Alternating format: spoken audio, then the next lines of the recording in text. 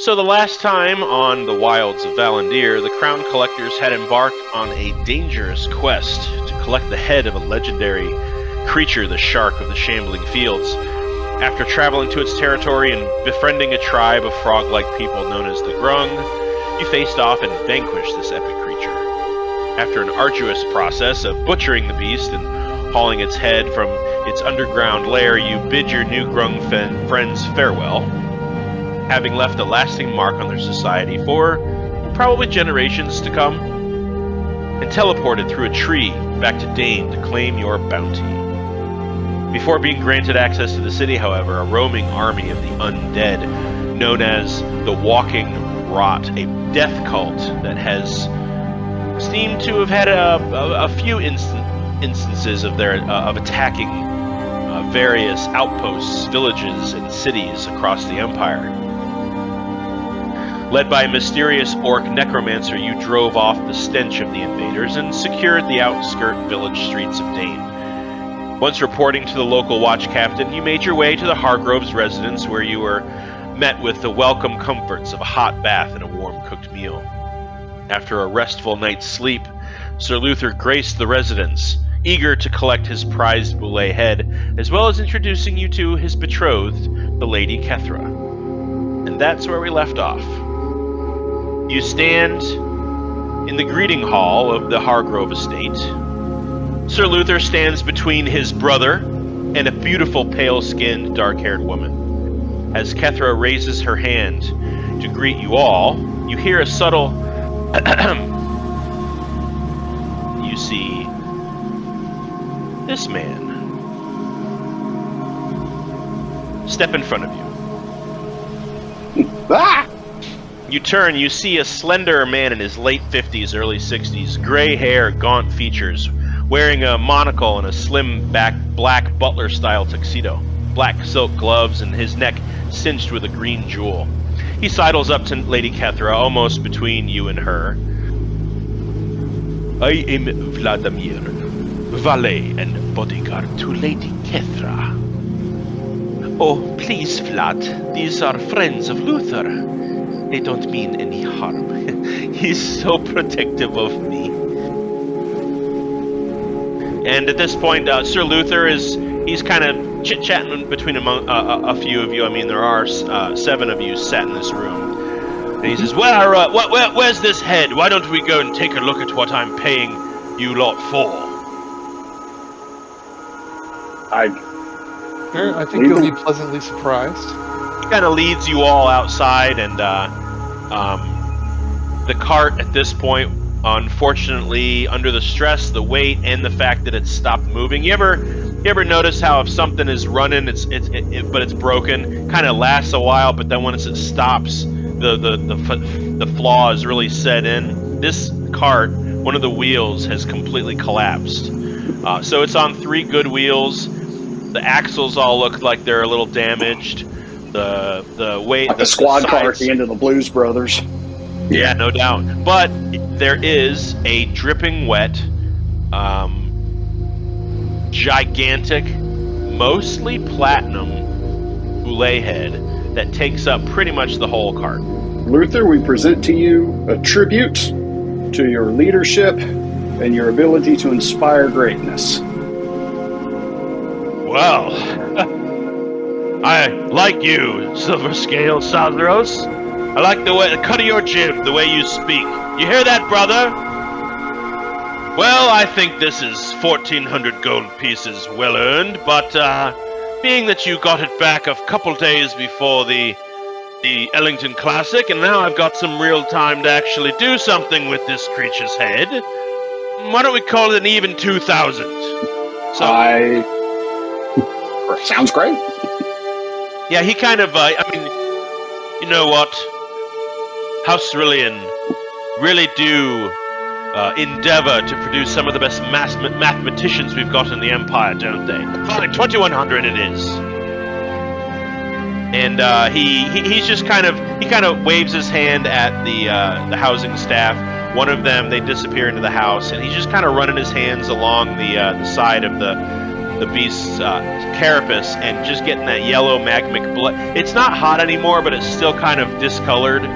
This yellowish colored blood off the top of the thing's head. So tell me about it. Tell me about your adventure. What happened on your travels to find this creature? I can't imagine you teleported there, cut his head off, and teleported back. Thrill me with the tale. Well, I'm sure Sosnaros would love to do that. Will regale them with the tale, strum up my mandolin, tell the tale of our journey, the harrowing fight with the trolls and the loss of our horse. I will be quick to lead out the discussion of the Grung's caves. I will mention them, but I won't mention their caves and what's in them. Well, the fact that you pulled out your mandolin means I'm required to do something by law. Oh boy. So, the whole family, the Hargroves, the new people. But mind you, to give you kind of a mental picture of what's going on, you're on the front lawn of the Hargroves' kind of square-shaped colonial-style estate. It's a very large house, but it's not quite a mansion. There aren't enough rooms for all of you to have your own bedroom. A couple of you have been shacking up, but it's a very modest, large house. And you guys are on the front lawn with everybody, and the young Reese Hargrove is just sort of standing next to his mother, who is kind of trying to lift him up to look inside the cart to get a good look at the head. And Reese is just kind of reluctant. He's kind of scared by all the company there's 7 of you, plus there's Luther and Kethra, and Kethra herself has something of a staff that has joined her in her butler and valet Valandiir. There are also a couple what look like bodyguards that have kind of a similar pale skin, dark clothing. They carry a couple of curved swords on their hips, but they're keeping their distance. They look like they've sort of ingratiated themselves into the rotational patrols of the Hargrove staffed guards as well. Just kind of keeping an extra eye on things. She does seem to be something of a dignitary visiting and has brought her own protection as well. And the head is just being surrounded in this yard by all of you. Just sort of, it's tall. The cart itself is kind of tall, so unless you're at the back of the wagon, you have to kind of jump up and kind of look down into it. And you see Sir Luther lift up Kethra, and she's not short, but he is very, very tall. And so the two of them kind of make a very handsome couple, and he kind of lifts her up with ease and shows her the head. And yeah, you guys have just kind of a nice little afternoon. And at this point, Sir Luther just kind of, he takes one of he's got like a side blade, and he just kind of sticks his knife into the soft flesh and pulls out the yellow blood, and he's like, "What do you think caused such deformations in this thing's physiology?" Well, I would leave that to our learned scholar, Yuno, but it appeared to me that there were some odd mineral content in the soil. Yes, it looks like it definitely got us some platinum ore that you've brought back with you. But I've never heard of anything ingesting platinum and becoming so strange. It glows from the inside. Interesting. You must share your findings with the Imperial Court of Flora and Fauna. They would be most interested in this variant mutant of the Boule variety. I just kind of motioned towards Yuno, but we'll let him. He's the brains of the outfit. I'm the mouth. Yes, they might even offer you more work as far as finding strange and exotic creatures that no one's ever seen before, but often have rumored to exist. I believe you probably know some of those people. Yuno of House Cerulean. They send mercenaries most of the time, but I'm sure they would love to work with one of the Empire, of course. So, it's lovely to see you. Kethra and I have a lunch arrangement, and I've also made arrangements to haul this head to the taxidermist. I've got some interesting plans for the Ellington Classic that involve this thing's head. So, thank you all very much for your time, your service. It's lovely to have you all here. You're really starting to become something of a friend of Sir Thorsten and I. So you're more than welcome to use the Hargrove estate as your base of operations, so to speak, if you so wish. So lovely to see you. I'll see you perhaps tonight at dinner or tomorrow, but definitely at the opening ceremonies of the Classic, which occurs in 2 days' time at midday. So, we're off, and hope to see you again soon. Goodbye! You guys have some downtime before I interject with keeping the story moving. There are going to be 2 days until midday. Midday on the second day, and it's about... I guess it's about early afternoon right now. You guys have spent some time sort of carousing around the Boulet's head and talking about what's going on with some of the people that have shown up, and what would you guys like to do for these next 2 days? And we'll kind of go down the I'm going to go down the list and give everybody a chance to think about what they'd like to do. Perhaps earn some experience or pursue a personal goal. It's only 2 days. It's not like you guys are going to go off on a grand adventure on your own, but it does give you time to see the rest of Dainne and get, if you're curious about it or anything like that, or if you just want to sleep for 2 days, that's fine too. So we will start. I'm going to going down the list. It's in alphabetical order on the chat. So let's start with Sazros. What would Sazros like to do to spend this time? Okay. Well, I already gave you my list, so I'll just kind of read off of that. Okay. We'll assume that I had signed up for the entertainment competition, the Heart of the Empress Award. Correct. That's free. There's no entry fee. Okay. So I'll make sure I've signed up for that. I'm going to go over to Fisker's, the tailor shop. I'm going to get this green suit amended. I'm going to get that yellow paw print, where Geek kind of put his hand on my shoulder. I'm going to get that embroidered on the sleeve. Aww. Adorable. That's so cute. Simple. That's 5 silver. No worries. That's easy. All right. Easy embroidery. They can even do it for you while you kind of look in their wares. And kind of shop a little bit. That's something they can do quick. All right. Let's see. I'm also going to try to find a leather worker to get a new scabbard, appropriately shaped and befitting scabbard for the new for the Anthem's Edge. So go ahead and make a. So you are pretty well versed in where the bars, taverns, things like that are within the city. Mm-hmm. You're not super. You've never been like a weapons expert or a anything outside of it. You know where all the tailor shops are, at least the more prominent ones in the city. But like someone who makes tackle for a horse or belts or weaponsmithers, not quite your purview. So go ahead and give me a investigation check, and we'll say with advantage, because you got a couple days to really get the feel of the land around here. 21. Yeah. So it's pretty easy. It's a kind of a small shack next to the taxidermist.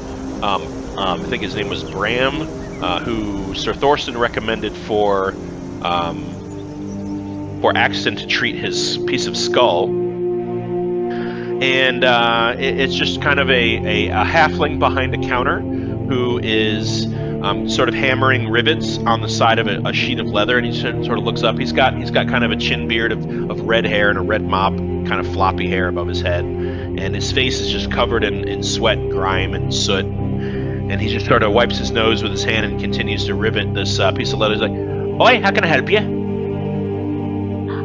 Good day, and I explained to him the rather peculiar new weapon that I have procured on a grand adventure, and I need to get a scabbard and belt befitting its brilliance and unique shape. Right, very, very good. Do you have it? It'd be easier if I could see it. Absolutely. And so I take it out and I hold it out for him to inspect. Like, woo! pretty sword. All right. And he starts taking some measurements, and he's noticing that there's sort of like there's a very intricate and delicate filigreed pattern, like a lattice-like design up the flute portion that's actually kind of an overlaid netting of very fine metal material. It's not something that you noticed, but it's not something you were looking for either. You kind of had this time recently to take a look at the blade, and it's just something that he's sort of taking note of. And he's like, I mean, how much are you looking to spend? I mean, just a belt and a scabbard, I can make that for perhaps, 3 silver. But if you're looking for something a little more ornate, it's going to cost something in the 5 to 10 gold range. If you're wanting something really, really special, this is a mastercrafted weapon. If you're looking for something that matches its aesthetic to the T, it's going to take me a little time. But then, I could do something for you for like 30 gold and make it really, really special. I haven't had to do that in quite some time, although with the influx of nobles and such from the Empire and beyond, I've been taking on a bit of work lately that has been right up this alley. So it's up to you. What are you looking for as far as a quality in the items? Quality in the items. I pull out 5 platinum. And then just start, just kind of lay it on the table. This much. Well, you really want this to be something else, don't you? He just he kind of takes the platinum, and he's like, I've never seen this much platinum up close before. You're going to be sort of setting me up for the rest of the month, Give me 3 days. It might not be ready by the time the classic starts, but give me 3 days. I'll come up with something that you'll be very interested to see for that much money. All right. And try to get it bumped to the head of your queue. Oh no, this is all I'll be working on for the next 3 days, sure. I assure you. I'll have my sons take care of the saddles and brickwork that I've got going on the side, so this will have my full attention, I assure you. What was your name? I give him my name. Which name? Sazaros still. Okay. Sazaros. Well, Sazaros, I can tell you right now that by the time you receive this item back, it will be right in line with that weapon you got there. So thank you for your patronage, and I'll get to work on this right away. And he immediately starts taking his measurements and like wrapping leather around kind of like a rod to kind of get it shaped and stuff like that. And he immediately starts like riveting and working. Okay. And so that'll be 50. Then again. Sorry. I deducted the 5 platinum for it. Okay. And in addition to Fiskars, I am going to go ahead and get that red leather with the special oil. Okay. That is... Okay, let me see here. And did you want it dyed? Yes, I'd like to have it more of a bold purple as opposed to red. Dragon's red, not a... Alright, so Fisker's going to charge you for altering it because it is a little small and he's going to have to add some material to stretch it and make it. Now, it is not like an elegant suit. It is leather armor that is made to look like kind of bulky armor.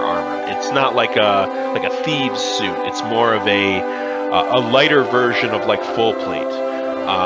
It's not going to give you any disadvantages on stealth or anything like that because it is loose and limber, and especially the fact they're going to stretch it and add like straps to make it fit. It'll be kind of lighter on you as it's meant for kind of a human or half-elf frame. So that's going to be 500 for the suit. It's going to be 10 to have it tailored. And then if you want it dyed, it's going to be 5 gold. It's going to take them 2 days to fully cure the dye into, because right now it's a brilliant red, and you want what kind of shade of purple? Like a brilliant purple, a light purple, a dark purple? Kind of more of a deep royal purple. Okay. Easily done. Money spent. It is everything is up front except for the dye job and the tailoring that hasn't been completed yet. So you're gonna just owe them 15 when you pick it up. It's gonna be 2 days from now. And right now it's about midday. And the enchantment on this armor, it is armor it has a 50-50 chance to have, for an incoming melee attack, to have disadvantage. Now that's in perpetuity. That's not like once a day. It's the armor of the Ardent Knight. Armor of the Ardent Knight. Okay. Yep. He sends that in the back and assures you that this is not a complicated process. This is not a. This is not going to require the entire housing staff of the. Of Fisker and their Sons. establishment. Yeah. Yeah. This is just a stretch job and a dye job. One of which they can put it in a bath of dye and let it sit. Gotcha. So. All right. Let's see. Moving along. Also going to hit up the frosted ale, because with all these folks coming in, all sorts of bards, travelers, troubadours coming in to start making some connections, start to find out where the lore bards are coming so that we can connect and share stories, get information, and also starting to try to get a lead on the breakers and Tor in particular. Sure. All right. We will get to that. Yep. All right. Anything else? I'll spend a few little time here and there to read my book, as well as to continue to bond and attune with the sword. Okay. All right. We'll get to you and your sword. You can go ahead and apply. We'll say you get about between, in the evenings, unless you decide to party and head out. We'll say, and I'm sure you would visiting the bars. You'd have some drinks with people and probably stay out late. We'll say you get 3 hours of reading time between now and the classic. All right, and then I'll also talk with the group about, needing to try to get a proper wagon and a horse team. Okay. All right. Let's see here. Koza, you're up. What would you like to do during the 2 days? I would like to travel to a library or archive or any sort of, information repository and look for information about any magically enchanted trees or any significant trees that might exist in any sort of area. Okay. Go ahead and make an investigation check. You are granted entry with your silver seal. You notice that there are a lot of people. There aren't a lot of people in the library. There are a lot of people within the library that are kind of giving you a sideways glance.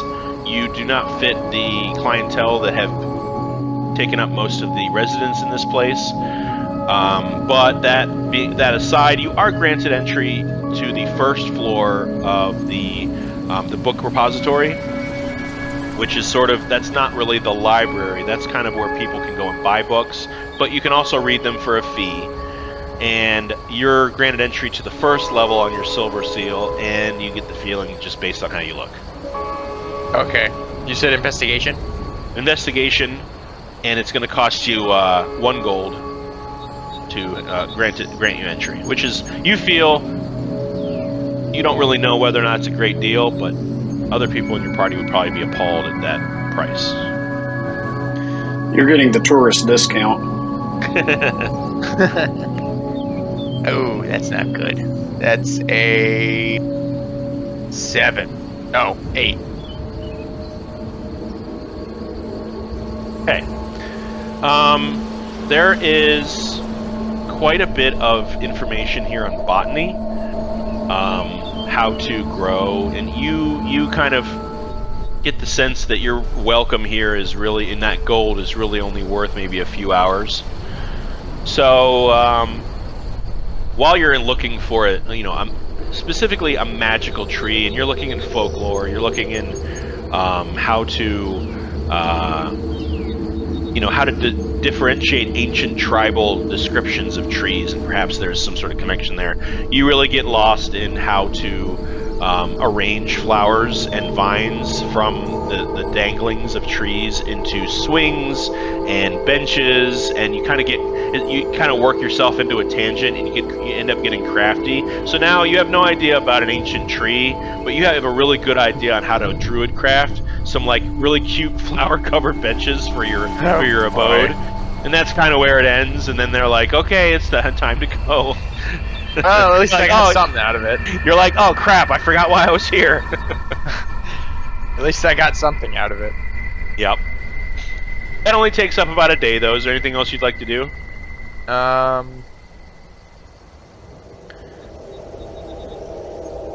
don't know, I'd maybe go around town, and depending on if the first one gets a reaction, just start kind of putting little symbols of the Moonweaver all over town. Okay, make a sleight of hand with disadvantage, or with advantage. Sorry. Wow, not. Are you kidding me?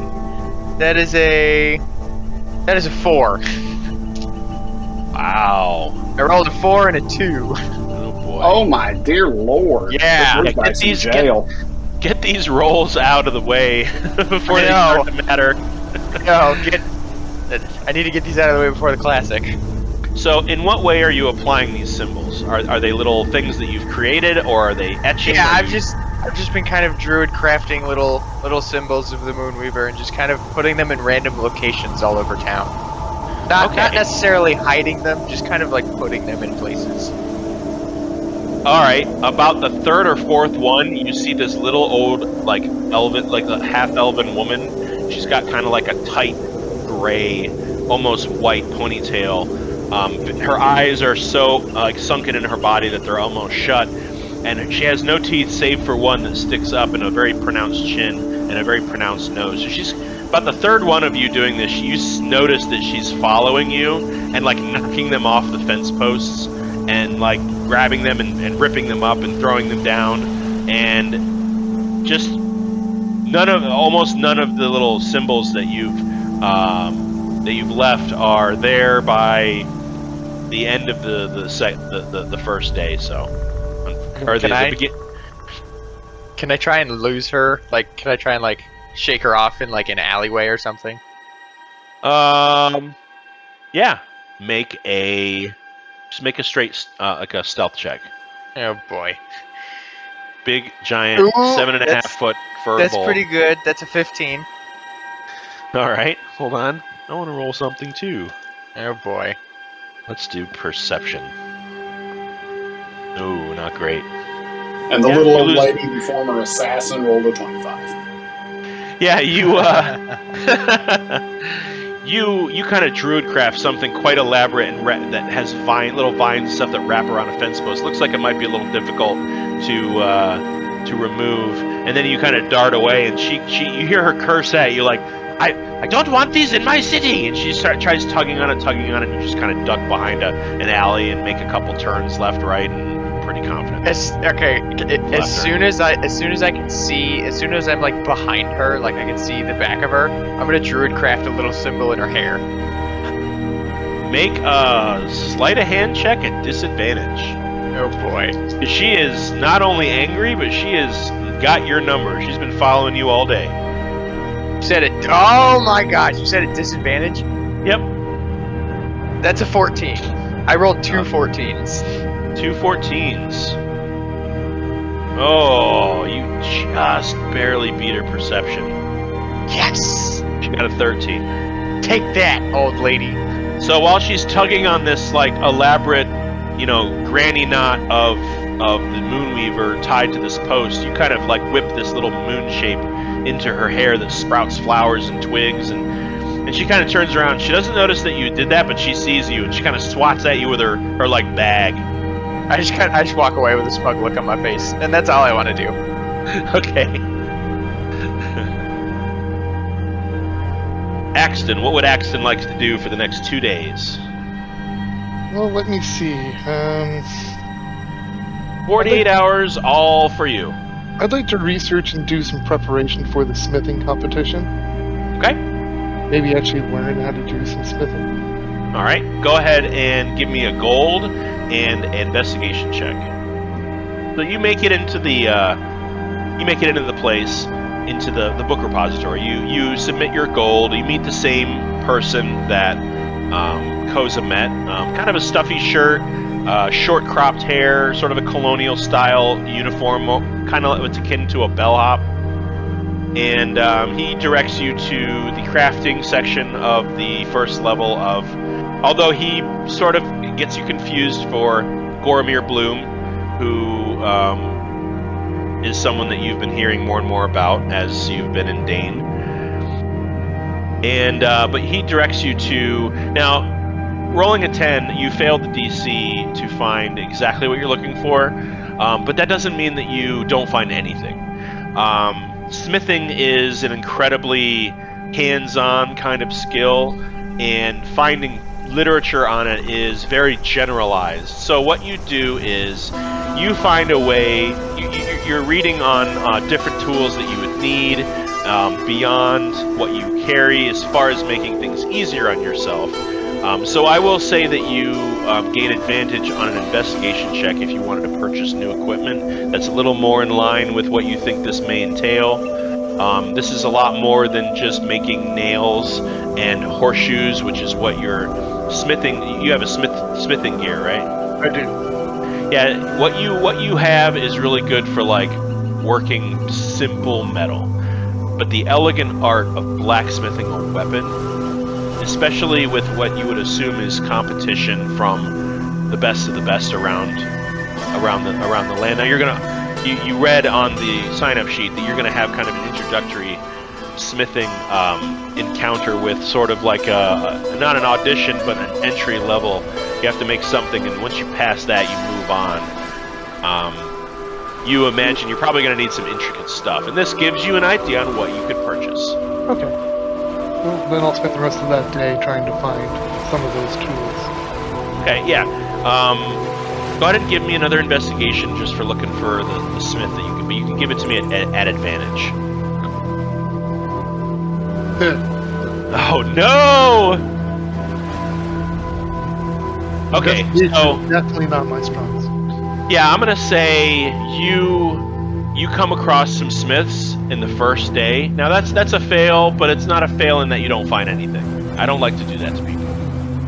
So I'm gonna say this costs you time more than anything. You spent all day, and everybody recognized you as a Bloom because they sell weapons in armor to the Blooms. And then once you tell them that you're not this Goromir, you're someone else, they feel a little nervous that you are competition to whoever they usually sell to, and get a little weird about selling you stuff. However, on the beginning of the second day, in the morning, you are able to secure somebody who will kind of sell to anybody. So what we're going to do is say that you have not proficiency in your tools because you're able to produce some quality equipment. It's going to cost you 35 gold for the set, but we're not going to consider you proficient with them. They are going to give you a bit of an edge over what you would have had to roll before. You don't get proficiency, you get a +1 on your checks that I'm going to have you roll with your smithing kit. Okay, that works. Make sense? Yep. Yeah, and it's just kind of an exhaustive process for you, kind of navigating Dainne as someone who is highly recognized, but then kind of confusion and sometimes disappointment when you have to explain what's really going on. Some of them don't believe you.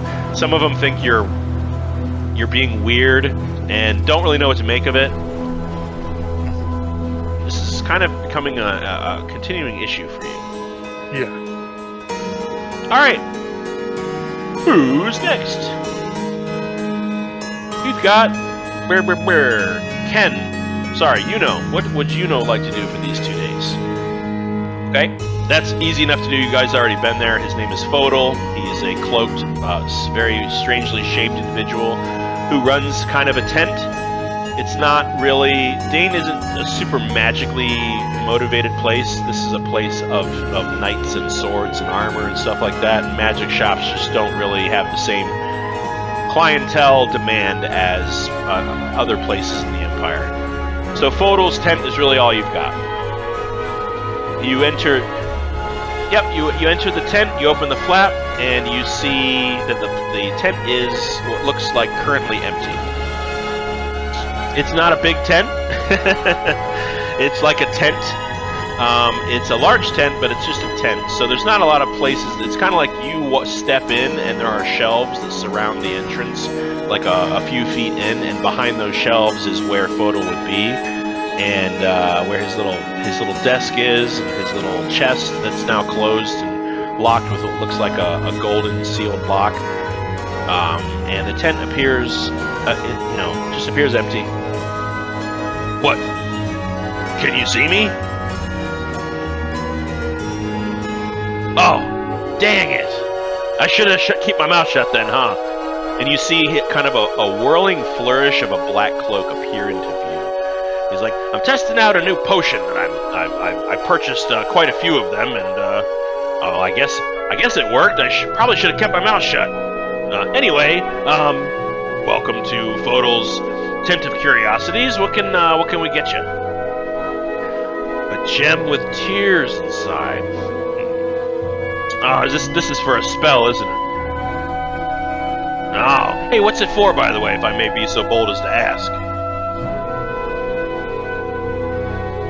Yeah, I had a feeling it was one of those weird kind of shadow-based spells. The tears were a dead giveaway. Let me look in my spell components that aren't usually sold that often. I've got kind of a collection here. Let's see here. You see him kind of disappear while the DM looks up how much that would cost. Okay. So he returns. Go ahead and make a persuasion check with advantage. Game recognizes game. He knows you're a magic user. You're kind of one of them. Well, I got the exact item that you're looking for. I'll give it to you for 300. But I've also got something here you might be interested in, and not necessarily would be beneficial in this regard. And he shows you, just because he knows that once you use this, it will disappear. And or is that? Oh, is that not? Is that just a material component you need? Okay. Fair enough. If you're ever in the market for something that will help you with things that you don't want to run out, I've got this. And he places this small, bluish purple crystalline bottle on the table. It actually doesn't have a flat bottom, so he kind of lays it down on its side. It's sort of kind of rice shaped on the bottom, and it has kind of a glass cork. And here. It's beautiful. It transitions from blue to purple, and here we go. This is the Vial of Fulfillment, and it will hold a single use of just about any kind of liquid: oil, poison, acid. Doesn't work on magical liquid though, like cure diseases and potions of healing, things like that. But once emptied, if the glass cork is replaced, the liquid will refill within the vial. The effect can be repeated indefinitely unless the vial is left upended and empty for 1 full minute, at which point it'll be ready to store a new liquid. Pretty interesting piece of technology that I've come across, and you kind of look like the kind of guy that would be interested in perhaps purchasing something like that. What do you think?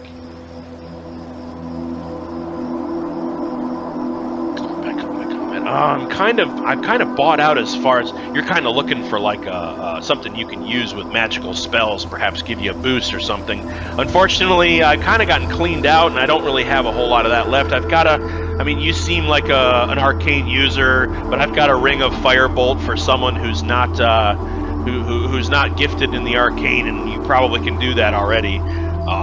I've got kind of a pair of gloves that allow you to cast Shocking Grasp. And I'm not sure if you'd be interested in that. Everything else is on the real high end of things, as far as like, you know, something that can grant you more capacity for intelligence, or something that'll help you see really well, better than you normally would. But those are pretty. Those are in the 5 to 6 to 7, some of them 10,000 gold range. I'm not sure if you're looking for that. Oh, here we go. What about this? And he pulls up what looks like a leather bracer. And he digs around, and as he's digging, you notice that his sleeves, they glow each time you pick something up, and he's not actually holding them. He's sort of placing them down without touching them in a, you know, telekinetic kind of way, and there's a slight yellow glow from his sleeve every time that happens. His sleeve, by the way, he's either extremely skinny, or there's like he's not actually occupying the sleeve at all. Like, there's this very strange, seems like his limbs are only maybe a couple inches in diameter, even at their thickest by the shoulder. But yeah, he brings up these pair of bracers. He says, well, these aren't exactly, you know, going to help you cast spells or use spells, but I do know that wizards tend to get hurt a lot. And I'd be willing to sell these braces of protection to you for, let's say, 750 gold? Well, there's a pretty common enchantment on the bracers. I'm sure I could probably get another pair pretty easily. Yeah, that's a deal. We'll do that.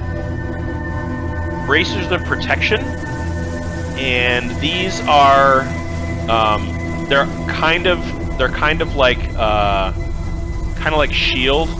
Although you don't need to spend your reaction. They give you you have to roll to see if the effect works, but they do give you a +1 to your AC. But you get to roll it every time you're physically attacked. It only works on physical melee attacks, by the way. And you just have to beat a 10. Well, they are a uncommon magical item. And that's sort of how uncommon magical items' strengths work. And magic items are very expensive. Don't worry, it'll help. I have faith in the dice. Alright, yeah, go ahead and make a investigation check with advantage. As you peruse a library that you've never been to, but you've never had to really come to the library in Dainne before. 21, yeah. So you seem very interested in Summon Shadow Spawn. You do find that spell, but you also find a couple others. Go ahead. What were you looking for? How about we get that out of the way? Knock. Yeah, you find that. No problem. With a 21. You find knock. Let's see here. You also find... Oh no, it killed my whole list. Anyway, you found Glyph of Warding. You were able to kind of sneak that in. And you also found... you found Magic Mouth. And because it's kind of been weighing on your mind lately, the ability to project illusions, you've kind of been wondering if that would be interesting. You don't have Silent Image, right? Yeah, you read up on Silent Image, you know, kind of skim through it, you get the idea, you kind of jot some notes down, you feel confident that once you purchase the items required to describe it, you'll be able to know that pretty well too. Cool. Anything else? That's it? Yep. And not just studying, but also practicing them in the basement of the Hargrove's estate, which is actually quite a large, wide open section used for training. You're able to safely practice some of those spells without affecting the house too much. You know, a little mending and some prestidigitation will take care of the scorch marks or whatever else you inflict on the bottom of this kind of training facility. Maven, what would you like to do? Okay, so I'd like to go shopping for inexpensive, we'll go like thrift store kind of warm clothes because the seasons are changing. And I need to get a new quarterstaff. Yep. Okay. Quarterstaff is easy. You can, if you wish, visit the Pelora Temple and just pick up a new one. Yeah, that's fine. Warm clothing is simple. You're going for simple, so you're not going to go to Fiskar's. There's a place in the Market Ward of Dainne called Fenelon's Tailoring Services and Raiments. Okay, I'll head over there. And it's a very demure dwarven woman. She's got brown hair that's sort of parted in the middle and pulled back into a braided kind of bun that has kind of strings hanging down from it. She's got strings hanging in front of her face. She's got kind of a mutton chop scruff of a beard under her chin, big round bulbous nose, and a little bit of a thin kind of pencil mustache. And she's kind of dressed in loose-fitting clothing with tight cinched wrists, and she's just got pencils and knitting needles shoved in her hair. And hello, how are you doing today, ma'am? Oh, tired. How are you today, dearie? Oh, I can understand that. I'm just here to get some winter clothes as the seasons are changing here. I'm not looking to spend very much money, just something really simple, really easy. Right. Well, do you have a color preference? We've got quite a bit of jackets and fur-lined clothing. And are you looking for sleeveless? Are you looking for something that you can really bundle up with, or is there sort of a reason that something that you can be doing a lot of while you're wearing it? You look like you can take care of yourself. Perhaps something that allows freedom of movement while you wear it. Yes, all of that. No, color isn't really super important. I would prefer something non-flashy, a little more plain. Kind of earth tones. Yes, ma'am. Thank you. All right. Well, and she shows you. She has lots of earth tone clothing. She sells to the populace, and the populace don't wear purples or yellows or greens. It's a lot of browns and tans and a little smattering of cream-colored clothing and some black and dark brown or dark blues. And she shows you about 5 or 6 different fur-lined sleeveless jackets with some of them have billowing sleeves, some of them are cinched at the wrist with kind of fur that lines the wrist. And she shows you kind of what something that would be really, really warm, but perhaps a little too cumbersome. You kind of settle on this kind of sleeveless vest, long vest type raiment with no arms, but then she kind of puts some what looks like leather fur-lined bracers that allow you to still use your fingertips, but kind of keep your hands nice and warm. And it is starting to get a little chillier. It's not terribly cold. It's not to the point of freezing water in buckets at night, but it's definitely getting chillier. The leaves have turned. Some of the leaves have lined the streets as you walk. Your new quarterstaff, it's kind of a nice light-colored birch wood wrapped in leather at the center. Feels good in the hand. And with your new raiment, that'll cost you 2 gold. Okay, no problem. And it reaches all the way down to like the mid-calf, and has kind of a brown, not sure if it's like a bear fur or something shorter, but it's very comfortable on the inside with just a plain dark brown leather working on the outside. Oh, this is perfect. Thank you so much. You're welcome. Please come back when it gets colder. We'll set you up with something a little more cozier. Perfect. Thank you so much. I appreciate it. All right. It's all right. Raiment bought, paid for. It fits good, and it's seems like they had quite a bit that in your size, as like I said, she's not someone who makes things a lot really custom. She just makes a whole bunch of stuff, and the rabble comes and buys it from her, so you didn't have to wait for it.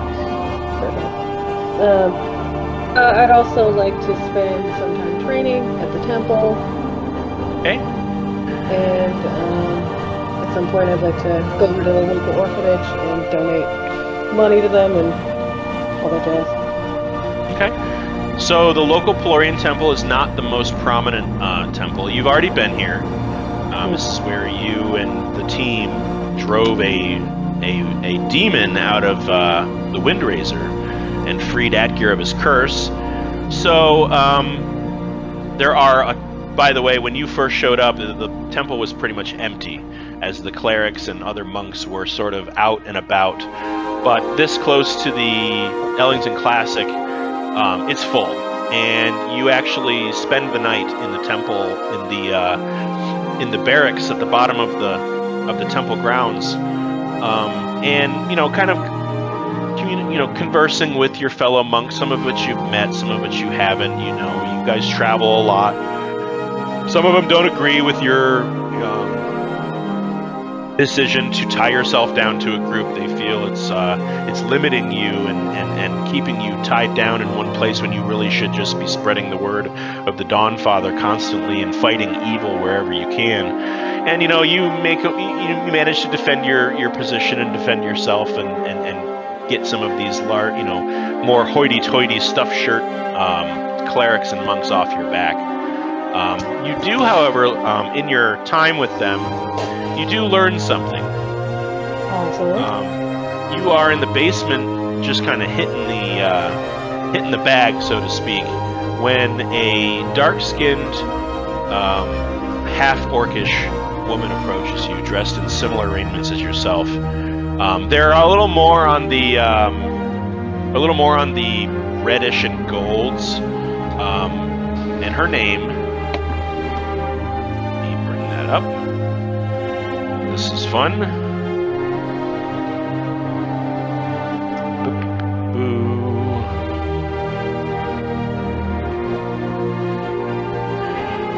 Oh, do I not have it on this phone? I believe her name is...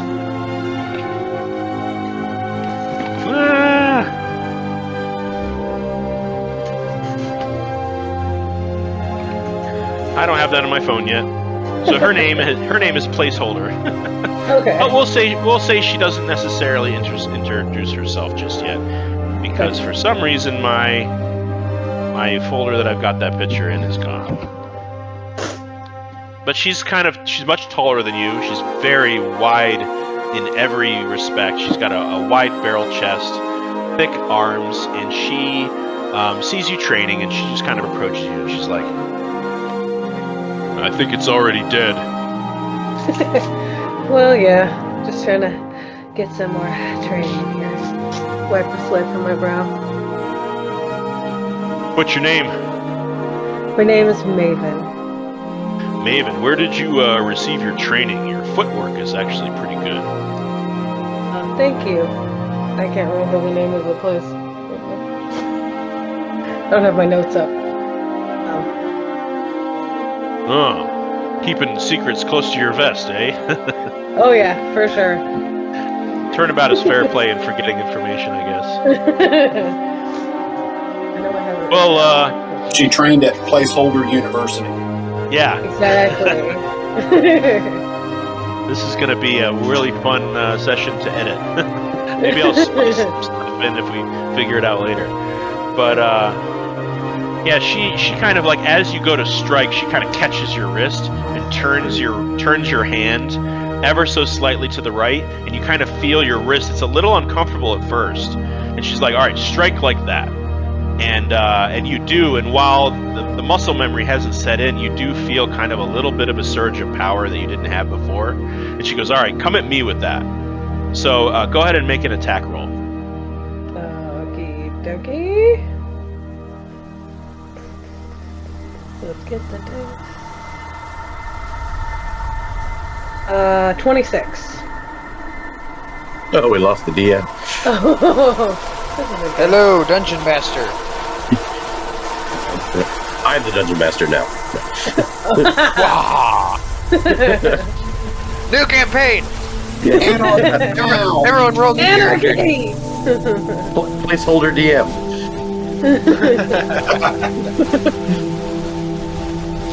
That should be the name of this session. Just placeholder. I know. Placeholder. Placeholder. He muted as well.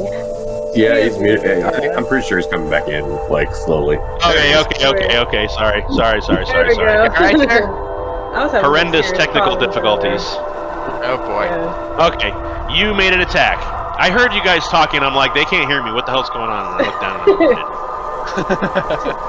I 26 to hit.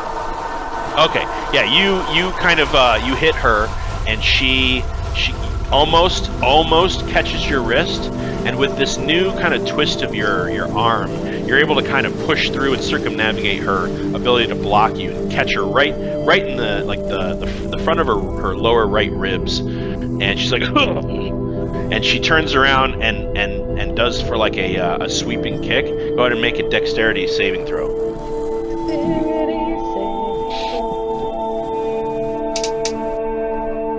Gonna be a 14. 14, yeah, she kind of catches you to the point where you didn't expect her. She's very tall. You didn't expect her to be as, like, nimble as she is. And she goes for a sweeping kick, and you duck under it, but you don't see that her other leg is waiting with her knee. And she spins around like a paper towel dispenser. Just spins around super quick and catches your chin and the top of your head with both of her heels, and lands in a 3-point landing in front of you, and you fall flat on your face. What? And she kind of like rises really slowly as you're kind of like flipping over and getting to your feet. And she goes, Do one of those I call cool, that. like, jumpy things where you launch yourself off on the back and then you land on your feet. Yeah, easily done. You kind of make up for your previous stumbling and flip back onto your feet to the ready, and you're actually you land in a stance ready to receive another kick before she's even ready to throw one.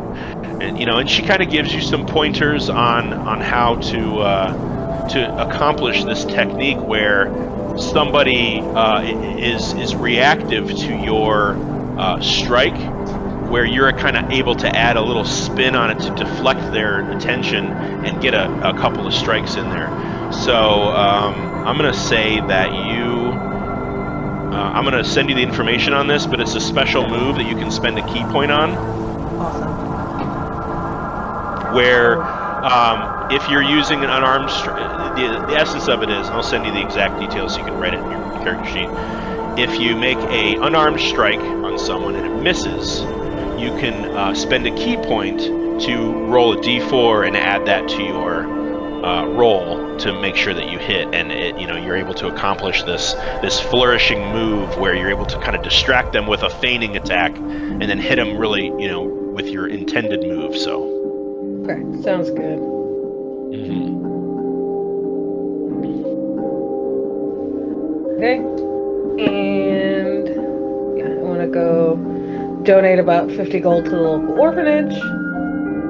Yep, you find the Dainne house for the Dainne. I have that written down. The Dainne house for lost children. It's packed with probably 30-40 children. And doesn't seem like they have enough beds for all of them. Looks like a couple of them are kind of bunking up. A couple of the smaller ones are sort of sleeping in the same bed. It's not a terribly kept place. The children they're not well dressed. They're dressed in kind of the nicest rags that they could put together, but their clothes do look relatively clean. They don't look terribly well fed. There's not a single one of them that are overweight. They're all pretty scrawny little kids, but they also they're not looking gaunt or unhealthy or sick or diseased. There's one of them that has kind of a bum leg. He's got that wrapped up in a bandage, and the heiress of the house is just overwhelmed that a monk of the Dawnfather would give them money. It's not something that they typically do. And it's because most of them don't have any money. They live in poverty themselves. So she's extremely grateful, and has you brought before the children, and they all kind of meet you, and spending the next probably 3-4 hours just kind of talking to them about what you've done, where you've been, absolutely thrills them. In particular, fighting a gigantic monster in the temple of the Dawnfather, as well as out in the shambling fields and meeting a group of frog people. It's just an insanely entertaining. It's not something they get to really witness that often with how they live. But she assures you that the money is definitely going to go towards new clothing, warm clothing, more blankets, and 50 gold can do a heck of a lot for these kids. And she just really appreciates that and is very gracious to have you around. Okay, and as I'm leaving, I'm going to hand her another thing of gold, and it has 150 more in it, and then I'm just going to walk out because I'm starting to feel uncomfortable. All the attention. So she's like, all right, so that so 150 gold is like a sack, like a proper pouch. Hand it to her and just walk out without saying anything. Yeah, you hear her like, oh my God, as you leave, and she's like, and that's all you hear. Yeah. And then one last thing I want to do, and then I'm done. Mm-hmm. Last thing I want to do is I want to go up to Valandiir and be like, I need you to shoot arrows at me. I'm getting a little lax in my training. I need you to fire some arrows at me. Need to go buy some arrows first. Okay, fine. Well. All right. Well, in that case, let's move on to Valandiir. We can say that's perhaps the first thing that you did, But first, I have a question. Okay. Sure, of course. For the sword fight competition, you said it was just swords. Does that mean it's just you, armor, and a sword, or can you have a shield? Oh no, yeah, it's edged weapons. Right, but it's edged weapons. That means no spear, or excuse me, it's edged sword-like weapons. But yeah, you can definitely have a shield. You can have two swords. You can have a great sword. You can have a buster sword. You can have, a rapier, a broadsword. As long as it's a sword, but you could also have a shield. That's fine. I just wasn't sure if it was like classic, sword fight competition where it's just a two guys and having swords out or something like that. Okay. Second question for the group: do we have an extra shield? Right, you can borrow mine. I am not going to be using it for these events, I can assure you. You have a shield? And okay. Akir has a shield. Alright, then yes, I will go and go to the arrow shop, the Fletcher shop. First off. It is actually a place that you visited, although you weren't driving Valandiir when you did. Yes. I was re-listening to it to see if I could find the name, and there was no name given. So, a fletch of 20 arrows is 1 gold. Right. I was looking to get 20 regular arrows. 20, I believe, hunting arrows were described. And 20 armor-piercing arrows. Okay. So the regular arrows are a gold for 20. 1 gold. Yep. Hunting arrows are they're these really sharp-looking, almost they have like sweeping fangs out the back, very deadly looking. They look like they would cause a lot of bleeding. Okay, and what they do is those are +1 to damage. Okay, and then you've got, what were the other ones? The armor piercing. Armor piercing are +1 to attack. Okay. And those cost 1 gold, 5 silver for 20 of each. They're just a little more expensive. They're not terribly complicated, and they don't have, an immense benefit to them. Sure. The damage was the hunting. Okay. Okay. Yeah. Cool. Next, I want to go to. I'm guessing the leather shop that the Sazaros went to would also sell leather armor as well. It would. Or I'm going to go there looking for some studded leather armor. He doesn't have studded. That would be the armor smith. He is just a leather worker. And you also notice that as soon as you approach, he's like, "Sorry, I'm busy for the next 3 days." Okay. Thank you. And head to the armor guy. Armor guy. I don't know where that is. So, have we been to an armor guy before? I don't think so. Just the clothier. So go ahead and give me an investigation check. Sure. We'll say with advantage because you were like, all right, well, if you're not going to help me, who can? And he's like, yeah, down there. Okay. Not it is. Advantage and investigation. Yep. Good thing it's advantage.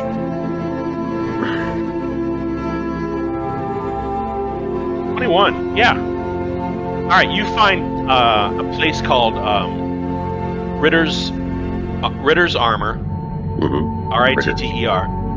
And he's kind of a scruffy-looking black-haired human with big, giant, puffy mutton chops on the side, kind of a red leather vest, and just very, very big guy. He looks like perhaps he's 6'8", 6'9", and he's pretty much alone in this small workshop.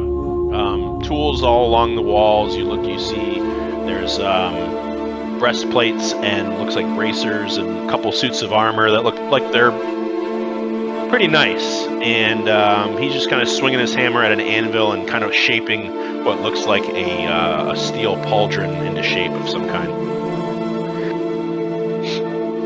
Thank you, sir. And he kind of looks up. He's like, "Don't sell arrows."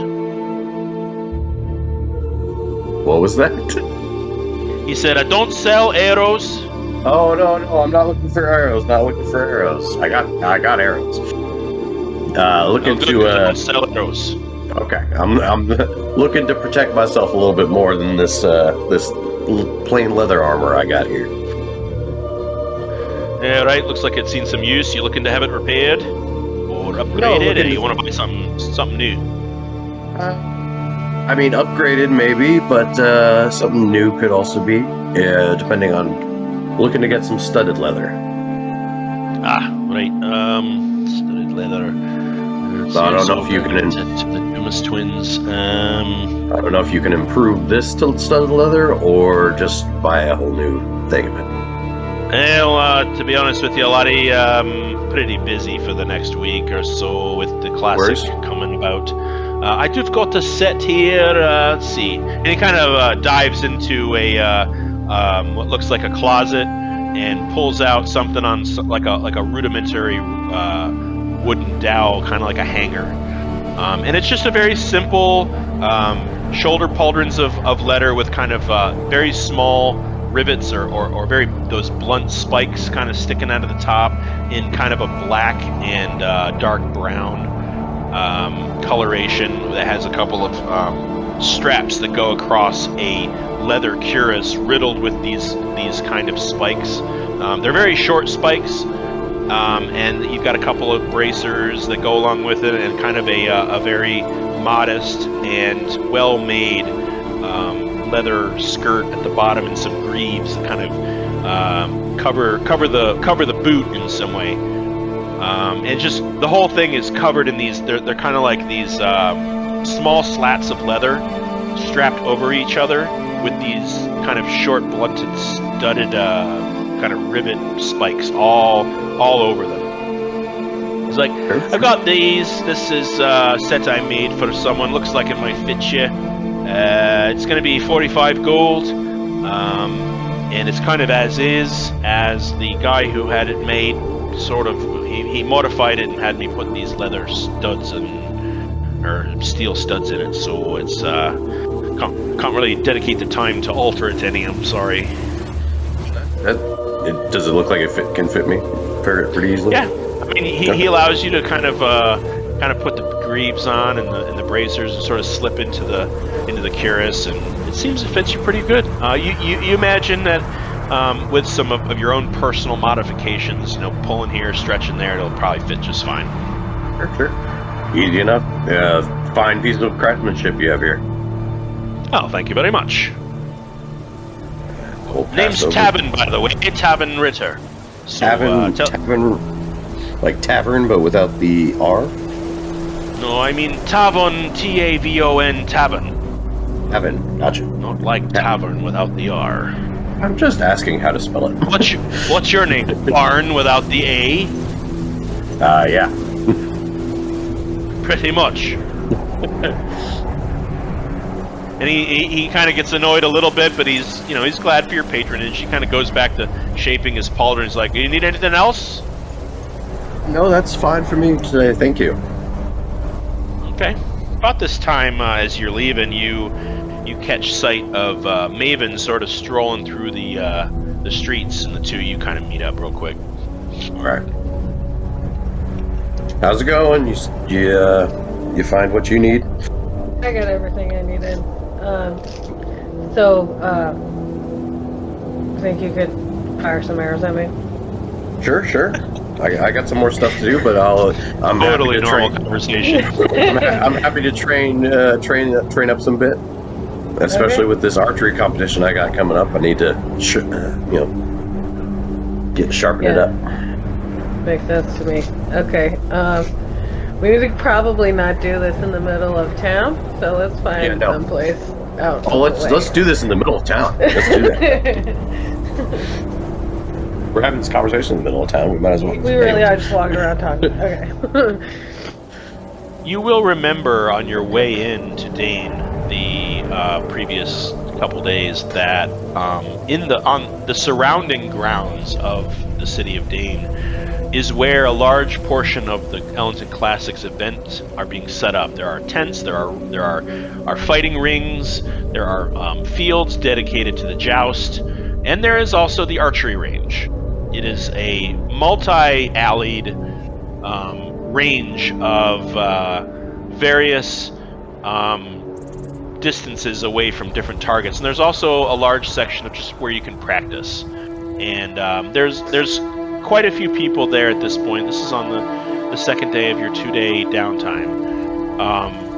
There's quite a few people, but there are a couple of these targets that are sort of off to the side where there isn't anybody that you guys feel like nobody would approach and shoot at Maven while you're also shooting at her and throw her off or anything.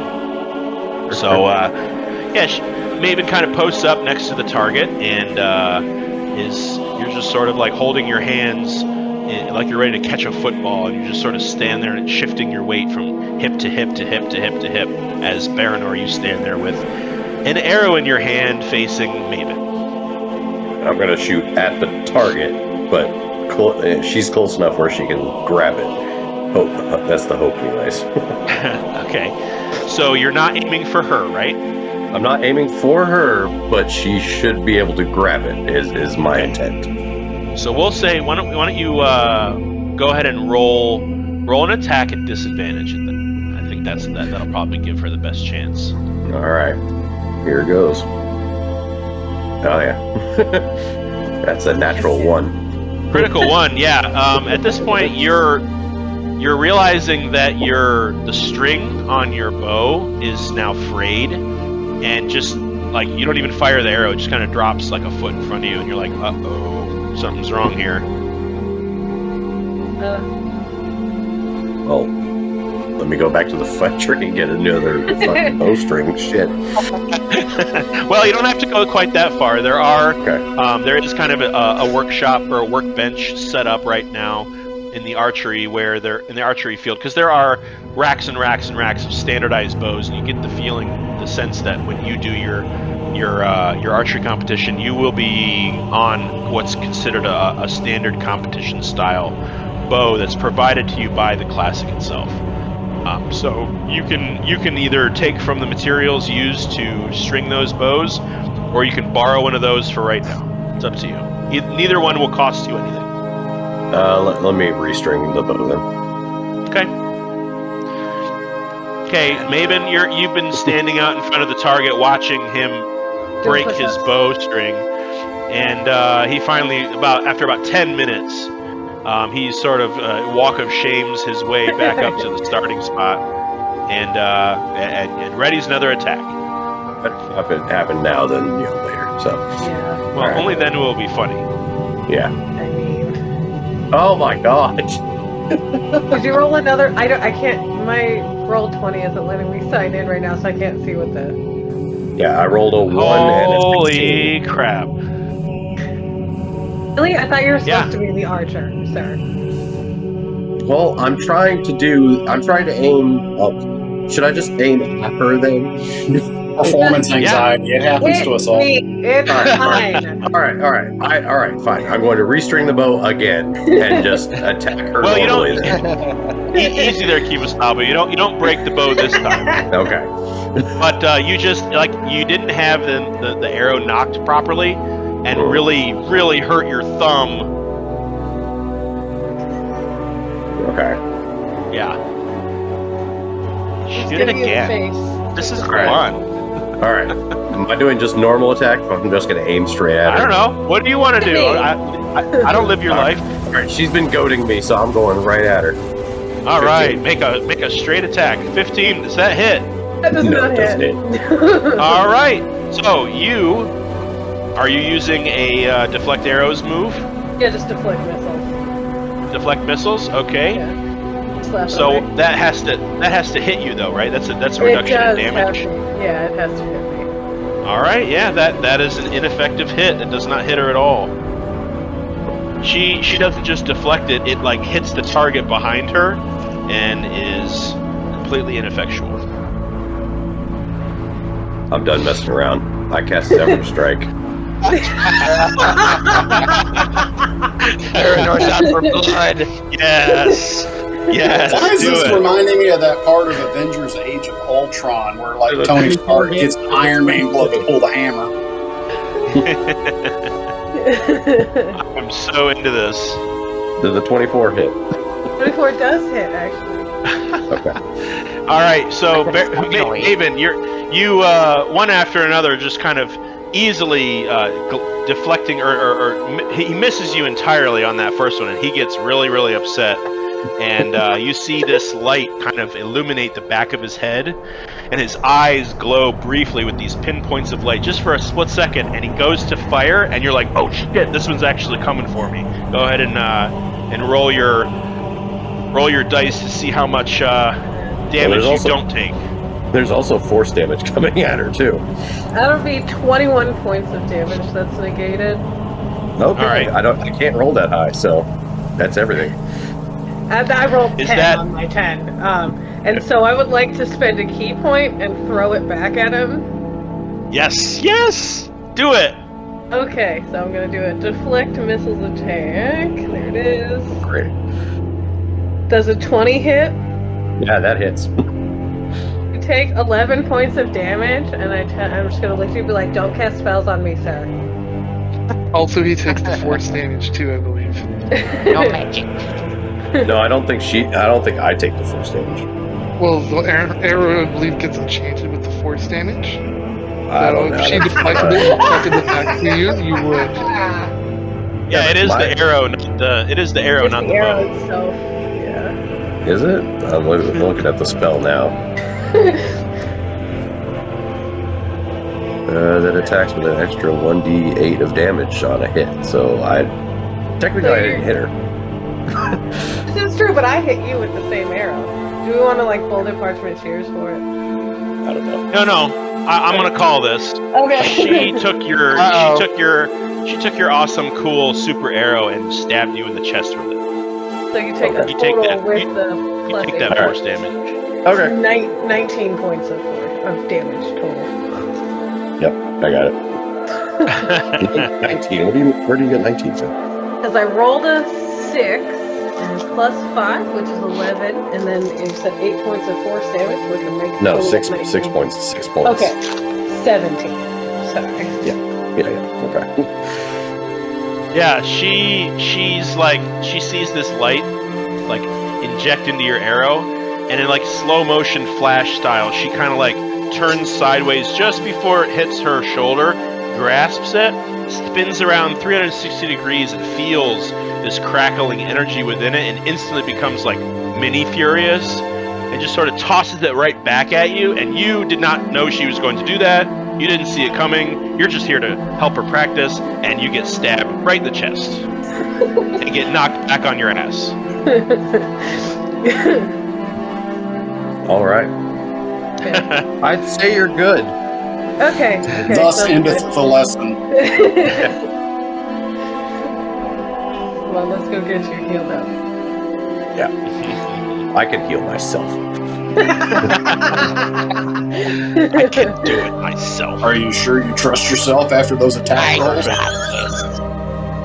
Your wounds won't fail me. Alright. Can I go back to what I was doing now? Sure? What do you want to No. do besides get yourself killed? Yeah, I know, right? Okay. So I want to go to a weapon shop if possible. Okay. I'm guessing that's not Ritter's as well. It's a different type. No, but if you want to ask him where a proper weapon shop is, he can direct you to it without having to roll anything, so. I will do that. Yeah, you find a weaponsmith who, there is like an entire kind of a blacksmithing alley, which has a name. Let's see here.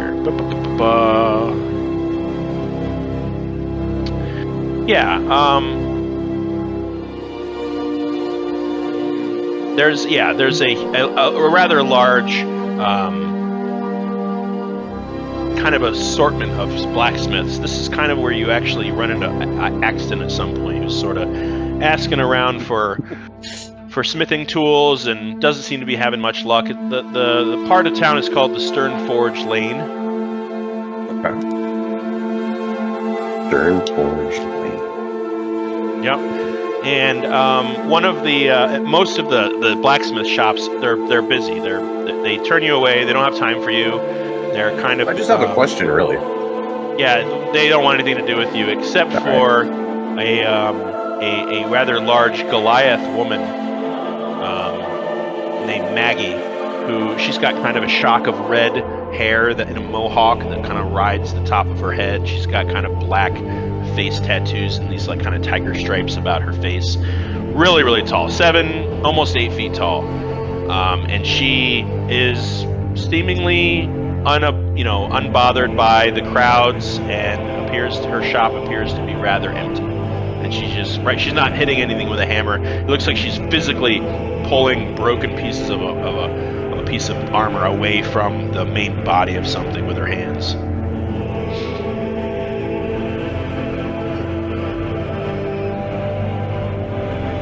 Well, what do you want? You just gonna stand in my shop all day or what? I had two things. I had a question about. I'll pull out the 2 daggers that I have and present them. Like, I had a question about these daggers. They're of a metal that I'm not quite certain what it is. Any clue? Well, they're damn sharp. Where'd you get these, if I may ask? Kind of acquired them. Right. Well, the veins of kind of the slight blue glow, or the iridescent sheen looks like it's some kind of an alloy. Never seen it before. You mind if I take these for a day or so and perhaps talk to some of my comrades and get back to you? Sure, I got time. All right, and she kind of gives you a slip of paper and writes something down on it. And she has, for a Goliath, she has, and a blacksmith. She has surprisingly legible handwriting, and she puts kind of a leather or a wax seal at the bottom, and adheres it with a kind of like a ribbon or some kind. And she says, "Here, this will be kind of your collateral receipt.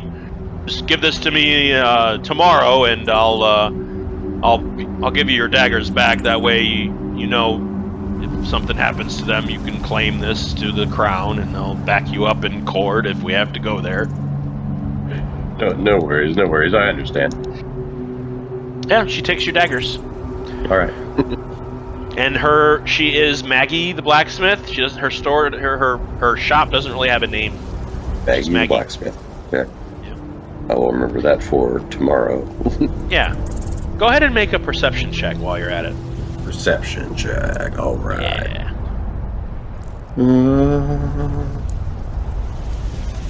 Not that great. Not great. Not terrible. On your way out, you don't really notice that her work is exceptional. Mm-hmm. But she has a lot of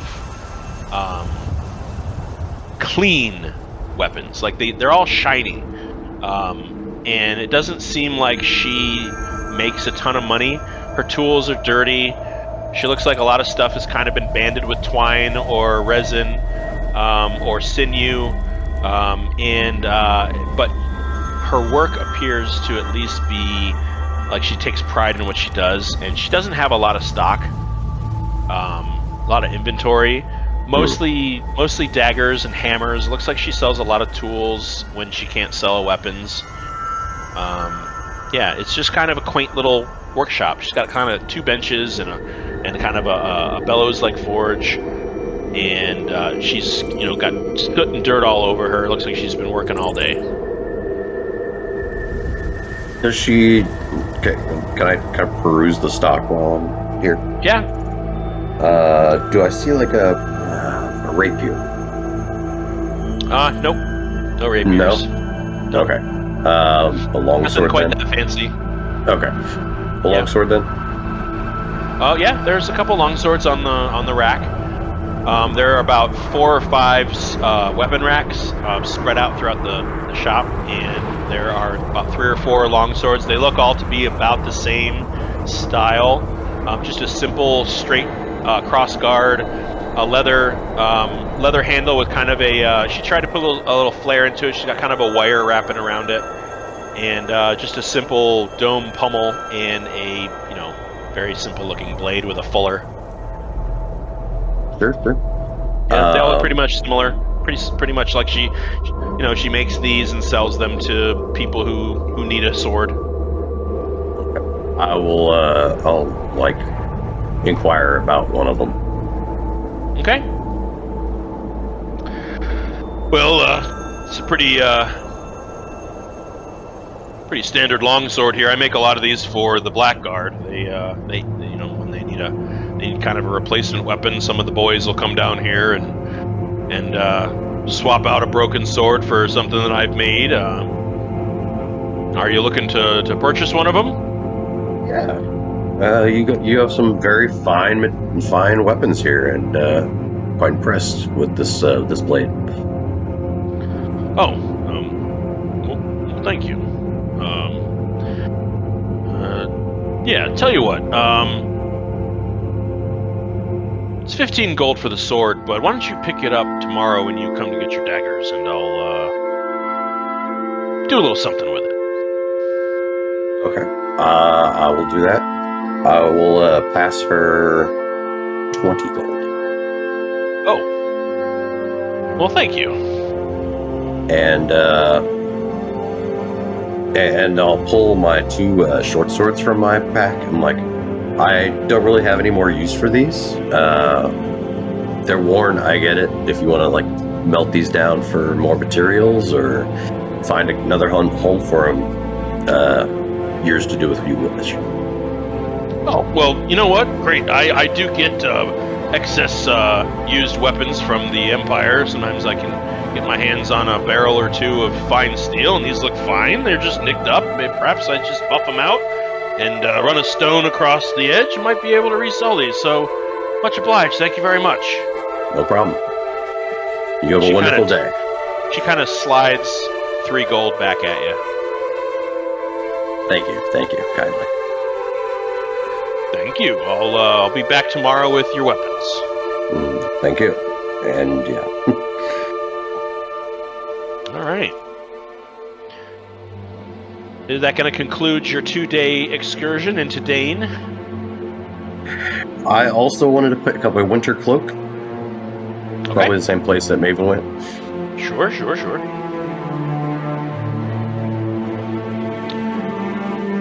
Yeah, you're able to secure the same place. This little dwarven woman. She's plump. She wears kind of a yellow and brown dress and has like pins and needles and scissors and tape measures and all kinds of things around her belt. And she's just right now. She looks like she's brushing the fur off the bottom of a dress. And kind of fluffing it up a little bit, and sees you approach and doesn't really look at you too much. She's just like, yes, can I help you? And she's got a pin in her teeth, just trying to keep things cinched on this dress she's working on. Just wondering if you had any winter cloaks. It's getting a little colder, and I want to get something that can, not hinder me too much, but something that I can stay warm with.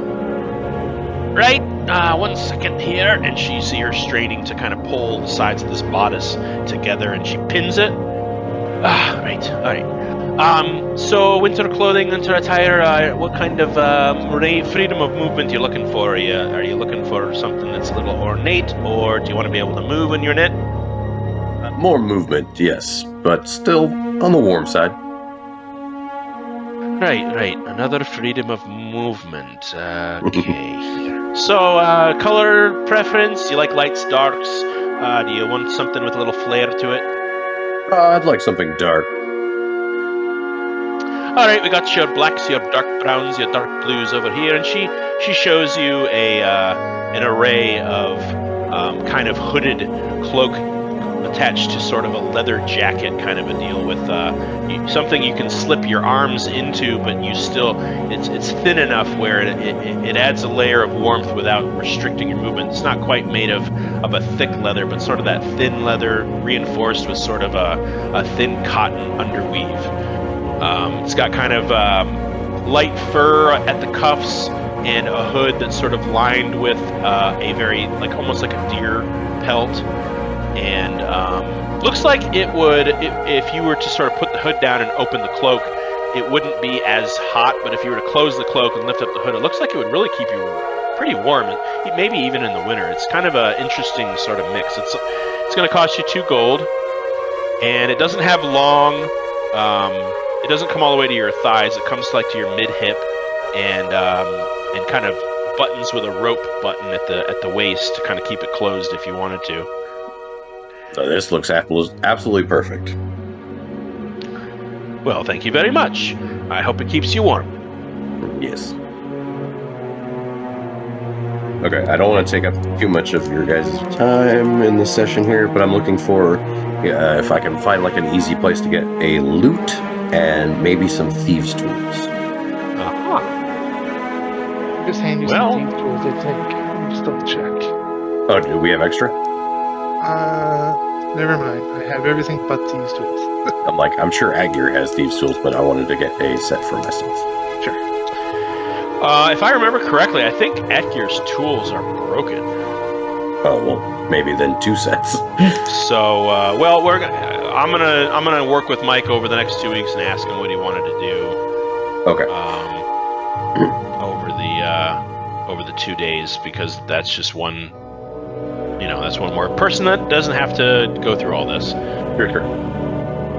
Let's see here. Why does it not show a price? They weigh 1 pound. Here we go. Okay.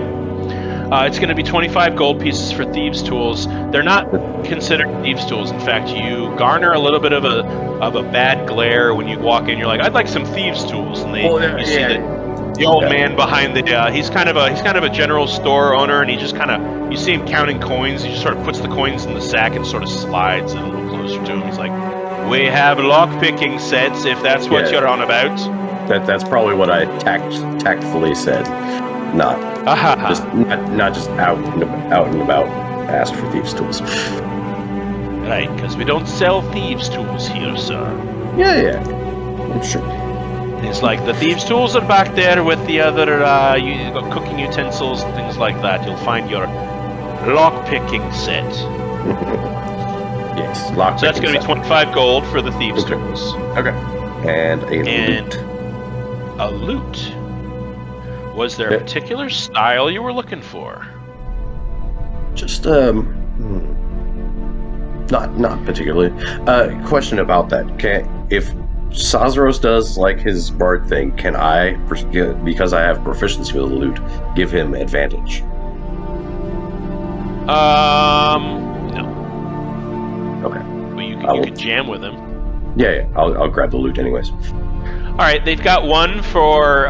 They got a really nice looking one for 35 gold. They've got one that just looks like it's like a beginner's loot, something that somebody would buy if they wanted to learn how to use it, and that's 25 gold. And then they have this really nice one, way better looking than Sazros's, for 105 gold. I'll take the 35 gold one. Okay, you get one that looks like it's on par with Sazros's. It's got kind of a. Actually, you know what? Because I'm sitting here looking at it, right? because I'm looking at this picture and it's freaking perfect, I'm going to post this in the chat. Sweet. This loot literally has a wolf pattern. Oh, perfect. There we go. It's got a wolf That's pattern in nice. the wood, and you can't believe your luck. And you soak this thing up real quick, and you're just looking at it going, wow, I can't wait to show this to Zazros and Luna. Yeah. So for 35 gold, you've got a really cool looking wolf-themed loot. Sweet. Okay, I am done then. Sorry about that, guys. That's all right. Everybody Oh, got you're their good. time. Is there anything anybody else would like to do last minute? Do I have any time to read my book?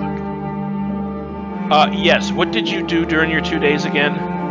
I more or less just looked for information about smithing tools and Oh yeah. learned how to do smithing. And I would you say that you're probably not one to party all night? Well, why not? Okay, so I'll say that you can put in a good 5 hours of reading. Yeah. Anybody else? Could I try again and look for a magic tree? No. Okay. That's fair. I just figured I'd give it a shot. I appreciate the hustle, but no. I help him look for the tree. Well, considering you didn't spend any time with him, I would say no. All right, no problem. There is no psychic aid in this game. Forgot to say that I signed up for the hand-to-hand competition. Excuse me. Yes, and I myself in subtracted the sword money fighting. already. I just forgot to say it. Yeah. did you get my message that I grossly overvalued the Yeah, we yes, saw it's that. 50 gold, it's not 150. It's only Yeah. 50. Yeah, okay. Or no, sorry, that's the chariot race. 25 gold for the hand-to-hand.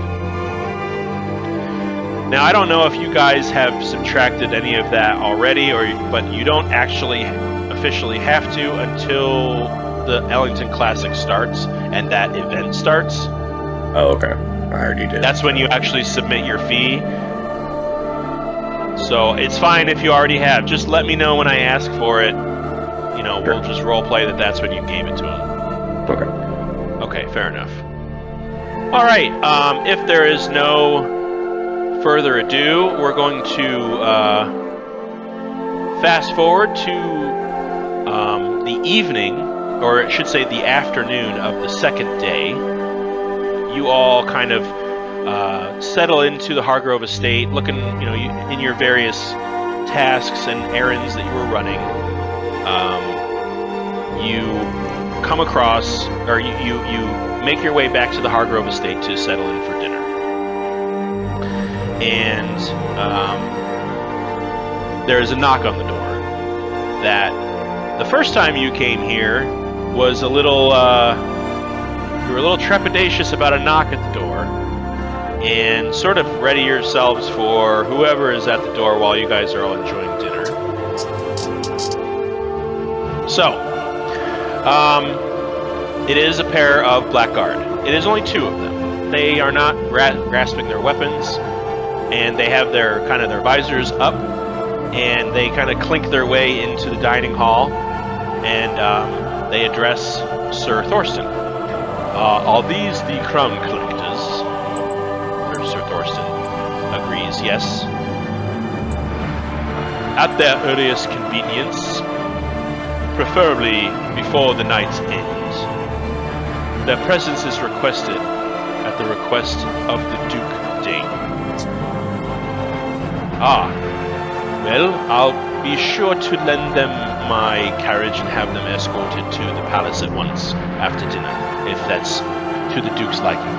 Yes, he just needs a word. And they leave. As long as the word's money. Yeah, they leave. Sir Thorsten and Sir Luther and Lady Kethra. They take the time during this dinner to ask you what you've done during your day, and the whole time that you guys are kind of eating. At this point now, after this intrusion by the guard, you guys kind of feel obliged to sort of eat and run. But the whole time during dinner, you just notice Sir Luther just staring into the eyes of Lady Kethra. The two of them really they have really good chemistry. She leans on him a lot, and they make each other laugh. And she seems, for how Wednesday Addams she appears, she seems kind of full of life and very bubbly and interested in learning about where you all are from. You learn that she is from the southern continent of Mazira. That she hails from Ryzazin, which is a kind of a shadowy city cloaked in perpetual ashen rain, based on the fact that the city is at the base of the Ashen Mountain Range, which is a range of volcanoes on the edge of the continent. That her family came into money several generations ago, and she does her best to see as much of the world as she can. She's been to pretty much every corner of the world at least once. She's been to the continent, which is directly southeast of Valandiir, called Yurstenheim. She's been to the Izumi Islands, which is directly to the east of Valandiir, and she's been all over Mazira, and just has a very nice evening sharing with you her escapades and you sharing yours. Dinner concludes. It's not, you guys had an early dinner. It's kind of like maybe 5 o'clock in the afternoon at this point, and the housing staff begins to clear the table for you. Well, I guess we should probably get going pretty quickly to the Duke of Dainne. If there's nothing else from anybody, you all board the Hargrove's family carriage. It's rather large. You definitely remember it from being on the road. You help them fix their wagon wheel. Climb aboard. Sir Thorsten and his wife Penelope and their son, they don't join you, so there's a little more room. And the driver, a man named Wiggins, he snaps the reins as you all kind of make your way. I mean, there's 7 of you. It's really only meant to fit 6, but a couple of you are kind of thin of frame, and you're able to fit. You traverse through the streets of Dainne towards the central castle, which, let me bring that up for you. The central castle of Dainne, where the Duke does his business. He lives. The court of Dainne is convened here, and all the while, just as an aside, I probably should have brought this up before. All the while that you guys have been conducting your business around town, you've been seeing people nailing these signs to the walls in the pubs, posts outside of the streets, the entrance gates, everywhere, and it looks like this. Hey, Noah, you want to read that? Alrighty. Hang on. His Royal Majesty Emperor Thandel Erik Valzep VI is proud to present the good people of the Zephan Empire the 73rd quad-annual event of the Ellington Classic. Opening ceremonies will commence at midday on the 1st of the Reaping at the St. Alizar's Coliseum in Dainne. Events to include spectator battle, archery, crafting, chariots, the joust, and a free-for-all to the death. Event candidates may apply with Game Master Thorn Rifter at the Coliseum. 5 gold piece entry fee, 100 gold piece luxury booth reservations. Yep, and those are just kind of everywhere. You see some people kind of pulling them down and kind of folding them up and keeping them, and yeah, they're just kind of the closer you get to the classic, the more of these you see. But you make your way to the castle, which is a large, spired-like castle with a central tower at the center, protected by high walls at the center of town on what looks like a 50 to 100 foot tall hill that gradually ascends up to its base. And you kind of, as you gain entry to the outer gates, you show them your seals, you explain your business, and are brought by escort mounted Knights of Dainne. Mind you, these are not your typical Black Guard. The Black Guard is more of an accommodation that the Empire has extended to Dainne during the Ellington Classic, as there are more people in the city. But the Knights of Dainne, as opposed to the silver and black, the black and silver trimmed armor that the Black Guard wears, the Knights of Dainne wear these very elaborate silvered steel, full plate metal with kind of like little intricate wings carved into the shoulder pauldrons, and kind of either dragon wings or bird wings on the helmets. And just they're much more elaborate, but they also look like they can move if they have to. They kind of escort you onto the property and take control of your carriage as it moves up the lane towards the entrance to the castle foyer. After a moment or two, the driver talking to the guards of the castle, and pretty soon a side door. There's the main gate. It's currently locked and closed, but there's a side door that kind of swings open, and an older gentleman in a very smart suit, but with kind of a breastplate cuirass and breastplate steel shoulder pauldrons, but not like full plate style, just sort of like an accent to his outfit. He kind of gives you a bow and walks you into the foyer towards a central room, very large central room. You're granted entry by a pair of guards in silvered armor into a room flanked by soldiers, patrons, and members of the court, all murmuring, all whispering, pleading to a pair of figures seated at the back. The throne room is modest, but old and well-kept.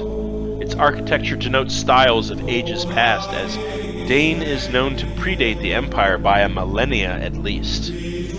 At the front of the gathering stands a man at a podium addressing the two seated individuals.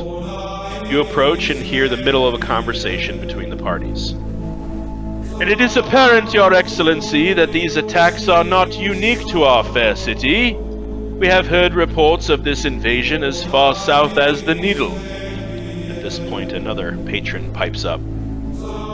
Just last week, there was an attempt to breach the walls of Brackenshire as well, Your Grace. The figure seated on the right-hand throne, a striking, dark-skinned human, splashed with color in her dressing gown and makeup, a tight bun of dark locks, a gentle expression, looks in your direction. From the throne beside her, blocked from your view by the tightly packed audience before you, comes a commanding voice, strange and strong, as if from dragging boulders and booming bass drums. And how did the city of Smoke fare against this incursion? They put the threat down in due time, Your Grace. Their walls are high, and their soldiers are strong. This army of dead would be better off attacking one of the lost arcane floating cities than Brackenshire. You hear them murmuring in agreement. About this time, the guard who escorted you in taps his spear on the floor. Your Excellency, the Crown Collectors as requested. The sea of patrons parts ways as you are announced. You see, sitting in the chair, beside the dark-skinned woman, a much larger humanoid man, dressed in a regal style gambeson of white, yellow, and pearlescent trim. The man's skin is sandstone of color and texture, with wide veins of gold or bronze metal running through his face. His hair, a back-swept flop of light bluish crystalline locks and a matching crystal chin beard at the tip of his chin. He regards you all with pupilless eyes, colored like a faint purple, like polished amethysts. He nods and gestures you to approach. The guard turns to allow you passage. May I present Raphael Aquitas Corvinus, exalted knight of the Zephan Empire, shield of the Greater Plains, and Duke of Dainne. Yes, thank you, Giovanni. Please step forward. You are the mercenary band known as the Crown Collectors. Aye, that we are, Your Grace. I have been informed of your, and he points to his neck, your debt to the Inquisitors of the Onyx Order, as well as the unique circumstances of your crimes. To then expose yourself and step in when the city is under attack, with such a penalty looming over your heads, is commendable. Now, tell me in your own words, what did you encounter with these undead assailants, this walking rot? Okay, so we'll go ahead and recount our story, how we were coming in for a scheduled meeting with Lord Luther. We saw the townsfolk running away. We talk about how we saw that these were just ordinary townsfolk who apparently had been converted. We also give the description of the orc who was commanding them.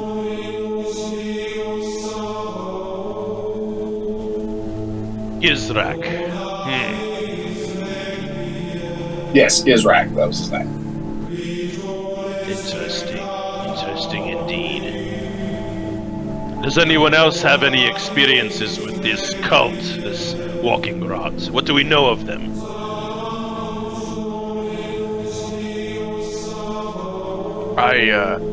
I've had some personal experience with them. I can't say for sure, what their goals are or how they're accomplishing them, but I know that they are not above capturing children and whoever they can to achieve their goals. I'm told there is a monk among you who had special knowledge of this cult. Where is the elf known as Maven? And I step forward and it's like, and I say, "That's me, Your Grace." Please, Duke is fine.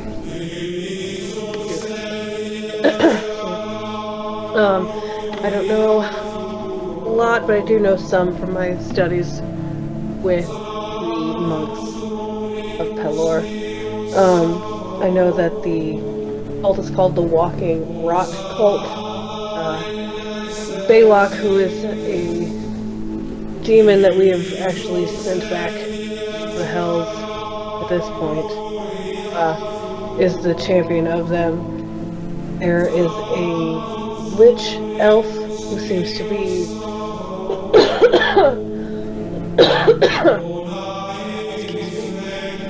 Someone give her some water. Sorry. Still got a little, It's okay. The Get that elf a roller lozenge. drip going on. Lich elf named Galadriel and an orc wizard, Gizrak. Their goal, the ultimate goal, is to convert everyone on the planet to undead to release Malagram, who's a chained and imprisoned champion of Orcus. That's what I know. This is very disturbing. Well, thank you all for your time. I'd like some time to think this over. Your efforts the other day was commendable, and I believe we gave you a small stipend to accommodate you. Is that right? Yes, sir, that is correct. And Good. we much appreciate your generosity. Well, I like to reward good behavior in my city, and helping the citizens of Dainne is to be rewarded. I shall remember you all, Crown Collectors. I ask you, are any of you thinking of joining any of the events for the Ellington Classic? And you see him immediately, like, his whole demeanor changes, and he becomes very interested in talking about this. Actually, yes. Many of these events look interesting to pretty much all of us. You seem to have something for everyone during these events. Yes, well, I'll be joining a few of them myself, especially the chariot race, the joust. All these seem to be something that really gets the blood flowing, and I'm always interested in honing my skills, so I'll be sure to see some of you on the battlefield. What about the classic ball? Will you be attending that tonight?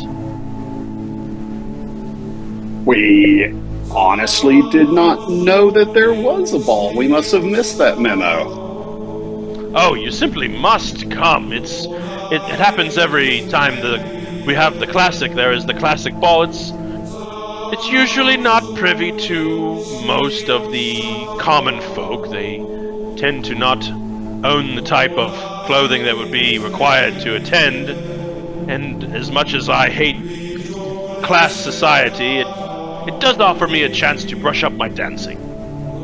I formally extend an invitation to the Crown Collectors to the Classic Ball. Please see that they receive the proper invitation.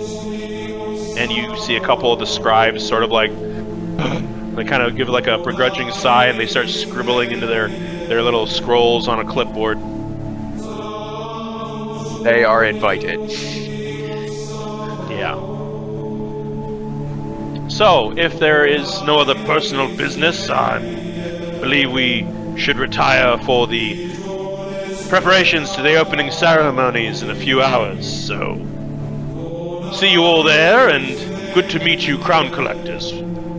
I would say welcome to Dainne, but under these circumstances with the walking rot, it seems a little out of taste, so I'll just settle on good day. And the Duke stands to his feet. You hear everybody kind of straighten up. The guards tap their spear on the table or on the floor, and the Duke and his wife stand and make their way to the side chamber, and the throne room begins to kind of settle down and empty out. At this point, the palace guard who escorted you informs you that you'll be granted. Well, actually, you came in Sir Thorsten's carriage, so this is the conclusion of your requirement at the castle. Okay, we're just walking out. I'm kind of starstruck, like, holy crap! We just got invited to a high society ball. At this Did point, you have the clothes for this? Oh man, really I was what you bought today. I was born for this, man. At this point, Yuno, you hear someone call out to you. In fact, you all hear someone call out to you, and it's a voice you really did not expect. Well, if it isn't the prodigal son of House Cerulean. And you turn and you see, flanked by probably half a dozen guards, the visage of the Emperor's second son, Prince Victor Valzef. He appears to be chatting with another dignitary within the throne room, surrounded by guards who all stand at the ready. He's in kind of a royal dark purple and black outfit, livery collar, all the accoutrement of a decadent prince of the empire. It's good to see you, Yuno. Tell me, you didn't possibly contemplate entering the unraveling for the Ellington Classic, did you? And you see like a bit of prestidigitation, blue swirlish energy kind of. He doesn't move his hand, but this energy just kind of waves across in between his fingers, and his eyes kind of glow blue just for a brief moment. Well, looks like I'll have something else to take away from you as well, won't it? See you at the ball, And he just kind of turns and walks away. Goes, oh, one more thing.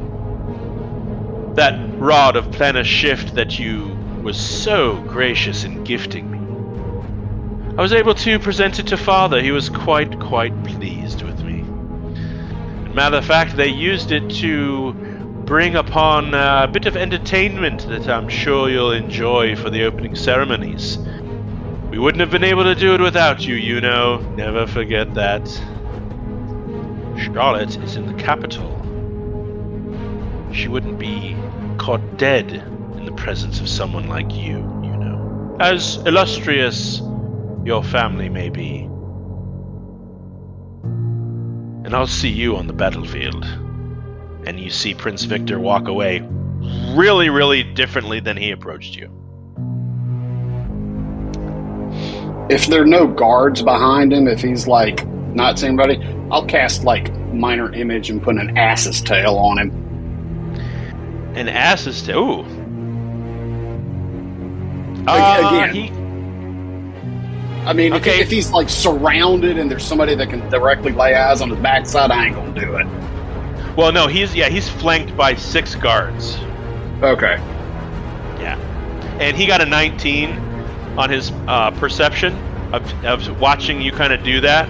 And I'm just going to go ahead and say he counterspelled you. Pop. Worth a shot. Yeah, you're kind of hesitant about it based on who's there. And you're like, I'm going to try it anyway. And you see your kind of fingers twist a little bit to kind of whip a little tail on his back. And he just flips right back. And that energy just sort of turns to dust and sprinkles on the ground and disappears. Cool. All right. Amen. Really safe right now, just like Fuck that guy. hate police. Not a pleasant dude. I didn't even need to cast Speak with Animals to understand that asshole. Gotcha. Dick. So as you approach your carriage, make your way back to the Hargrove estate, we're going to go ahead and take a break. It is 4:12. We are going to reconvene at 4:25 Eastern Standard Time, about 15 minutes, and we'll see you all in a minute. All right.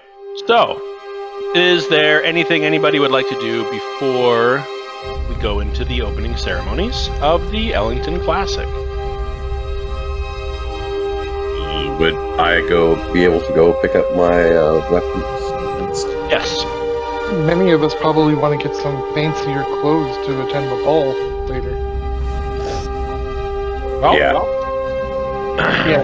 Can do. You can try to do that now, or you can do it after the opening ceremonies, because the ball opening ceremonies is at midday, and through your murmuring and all that, you learn that the ball isn't until 8 o'clock at night. Okay. That gives us plenty of time. To pray that there's a shop that's available. That has stuff in our sizes. I'm pretty average, so it should be fine. And that we can afford. But one of us is a furball, so. No. So we'll just get a nice piece of silk and tie a bow tie around his neck. Baranor doesn't do craft that shit. Yeah, Baranor doesn't do social events, so this will be fun. Well, Yeah, so, I'll head back to Frisker's, get my clothing. yeah, it's ready. Scabbard. He tells you that the handprint was a little challenging to make permanent, but he found a thread that he was able to sew and actually embroider it on instead of painting it on. Okay. And, it lasts much longer, and the thread is like kind of a gold silk that was roughly the same shade of yellow as the handprint, and it came out quite nicely. Oh, Scabbard. Cool. You approach the halfling's hut that you had enlisted to make this scabbard for you, and he is very excited. He found some material that roughly resembles the intricate filigreed style on the flute portion of your blade, the Anthem's Edge. He was able to incorporate that into the scabbard. Now, the scabbard had to be made a little shorter because the flute part would interfere with a typical scabbard, trying to slip it into it. Right. So you almost have what looks like a 3/4 length scabbard with a length of leather that goes up the back and attaches by way of a kind of a clip, like a snapped piece of leather at the top, where you can kind of shove it in and clip it into place, kind of like rolling the top of a pistol in a holster, kind of a top piece where it keeps it secured. The leather is a dark milk chocolate brown and has been feverishly tempered to withstand the force of you sliding this thing in and out in a hurry. It's just a very brilliant accommodation and accompaniment to this very brilliant blade. The metal itself is not mithril, which is what your sword is made of, but Right. it is using a silvered steel, which looks very, very similar. You'd have to be very close to notice that they're made of different materials. And right up the side of the on the scabbard is embroidered in silver thread Anthem's Edge. And the belt itself is a silver trimmed dark deep brown leather belt that kind of wraps around you twice, kind of cinches with a buckle that where you kind of put it through the buckle and then flip it up and then bring it down so that the strap hangs to about the mid thigh, and the strap is tipped with kind of a decorative silver end cap, and he's just very proud of it and presents it to you as a way to. He wants to see what it's like to slide that thing in there, and he's like, give it a try. See how fast you can pull it out of there. Okay. So I'll go ahead and gird the belt, put it there, get that sword in there, and do as quick a draw as I can with a flourish to see how it feels. Give me a performance check. Hold up. Performance. Not bad. You're new to it. It's a new piece of equipment. You notice when you grasp Anthem's Edge, there's a humming in your ear. A very gentle. It almost sounds like the bass notes of kind of an old folksy tune that's being hummed in your brain. Once you let it go, that goes away. You grasp it again. It's almost like every time you touch this sword with intent to use it, someone's guiding your hand to swing it in a way almost like a conductor's baton, and just making fine art in the air.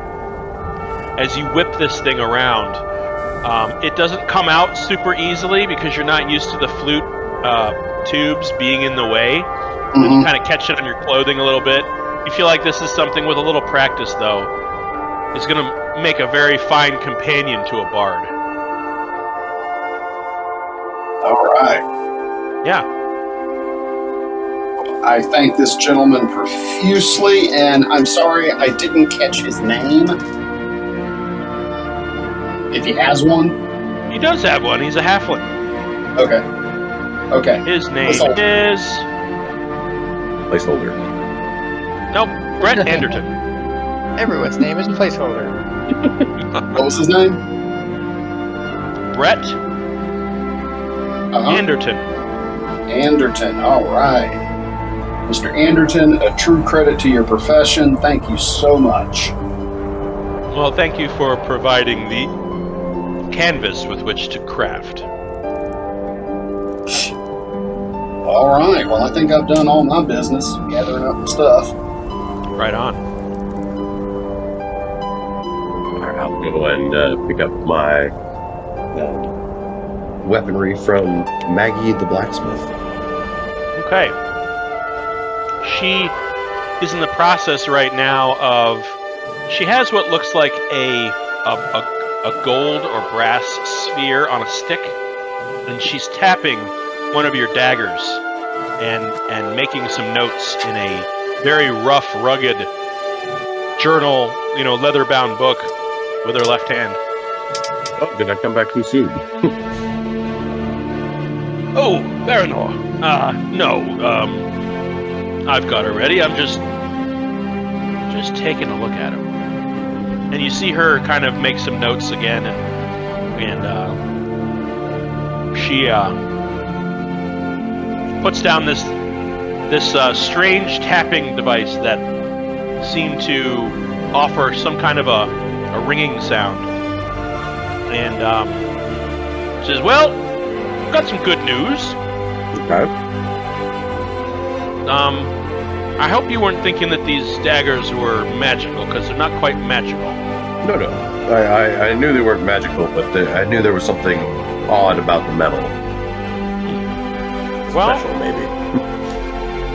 Well, they are indeed special. These are made of a very special alloy that's not really used anymore. It's called Tellarite, and it is a blending of mithril, steel, silver, and just a little touch of electrum. It is a very difficult alloy to blend properly. You have to have a very skilled smelter even attempt to make Tellarite. It is primarily was used during the Second Age, is what my expert has told me, in the form of gifting to a firstborn son. So it's possible that these are weapons that a father gave to his boy on perhaps his adult birthday, or as a way of wishing him luck on a journey of some kind. There is an inscription on the pommel. I'm not sure if you noticed. It's a little difficult to see with the leather wrapping, which isn't original, by the way. Okay. JB is written on the handle, on the just on the pommel. Looks like it was etched by a metalworker's scribe. Not sure who that could refer to. It is possibly over a millennia old, and this person is long gone. But it doesn't offer you anything other than a little bit of advantage when you go to strike, and it offers a little bit of bleeding damage. They're very, very sharp, hence the use of Tellarite. It's often used for scalpels and precision cutting work, that of a doctor or a cleric or a priest. Using them in a dagger is a little unusual, not unheard of, especially during the time in which it was used. But the fact that these are so rare, these are worth a lot. I don't know if you're willing to part with them, but I would give you 5,000 gold for the pair.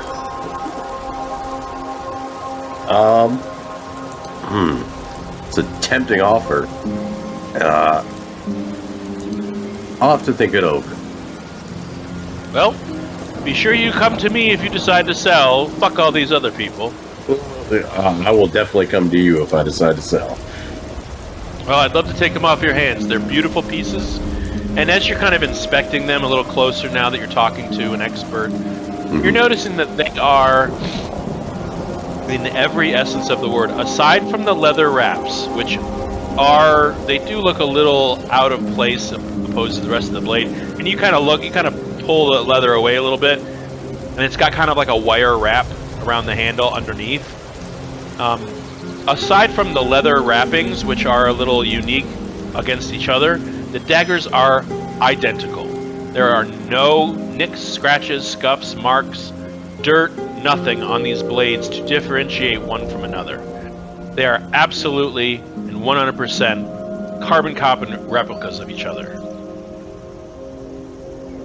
With the initials JB, would I even suspect that these are a Bloom manufacturer? You wouldn't know. Wouldn't really. I mean, you could ponder that, but you wouldn't have any knowledge of that. No. I might ask accident later. Okay. These are. Thank you for doing that for me. Do I owe you anything for that? Oh no, you. I think didn't you have a need of a sword? Yes. Yeah, you bought that. You bought the sword for how much was the long sword? Was 17 $45? 15, but I paid 20. Yeah. You gave her. I think you gave her some platinum, and she's fine. Okay. Yeah. Yep. And the sword? It's just a typical longsword. Okay. She said she was going to do something special with it. So. Oh yeah. Sorry. She put a little bee on the right where the blade meets the guard, and it's wrapped with a moon. And on one side of the bee is a moon, and this is on both sides of the blade. The other side of the bee is what looks like the outline of a wolf. Oh, this is awesome. Thank you. Thank you very much. Your patronage is most appreciated. And if you want to sell those daggers, you know where to find me. I will definitely come back if I do decide to. They are such wonderful pieces, though. So I'm going to have to contemplate. You totally understand. Of course. Tell your friends to come see Maggie if they need a weapon. Will do. She goes back to... She just kind of watches you leave a little bit. You know, she's got this red shock of hair and these that divide into two braids that come down her chest. She's just kind of watching you leave a little bit, and then looks down and goes back into her tent. All right.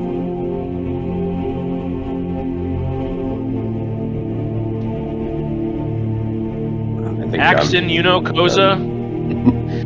Anybody need anything done? Want to do something? You got a couple hours. Do we want to get clothing?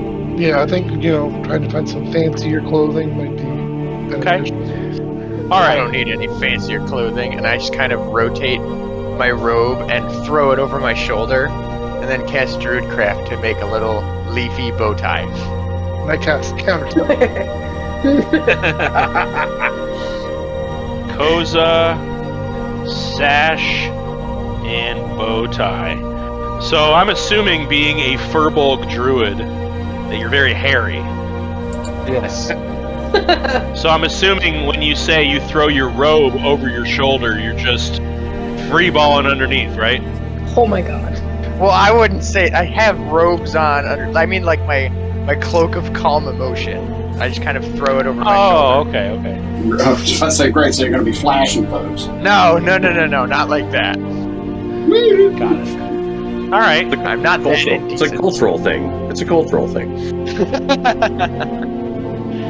I'm an ambassador of the forest. Yeah, Ambassador. Furbolgs do that.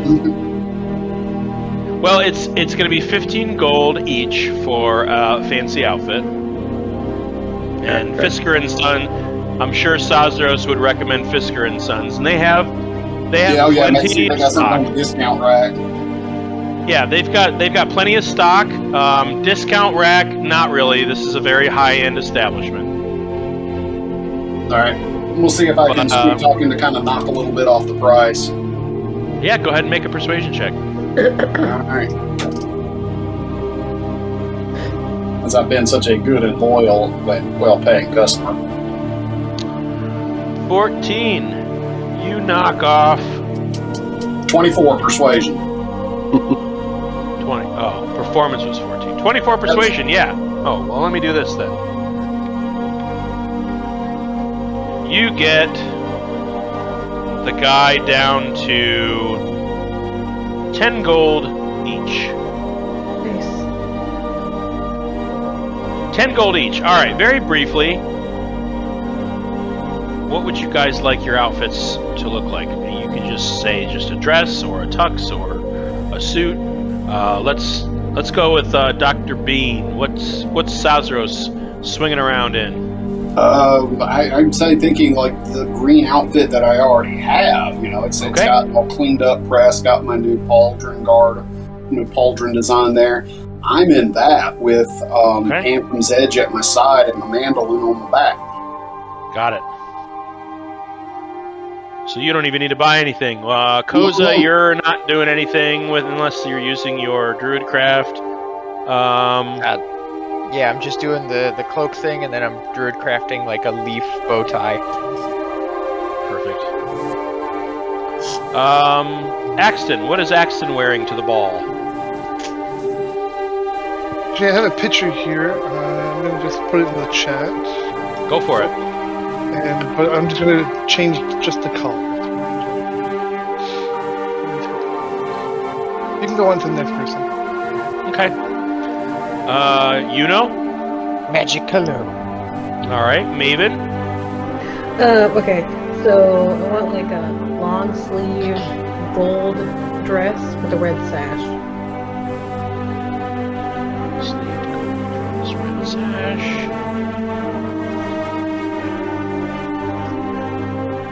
Perfect, that'll be 10 gold to you. Easy. Okay, Baranor?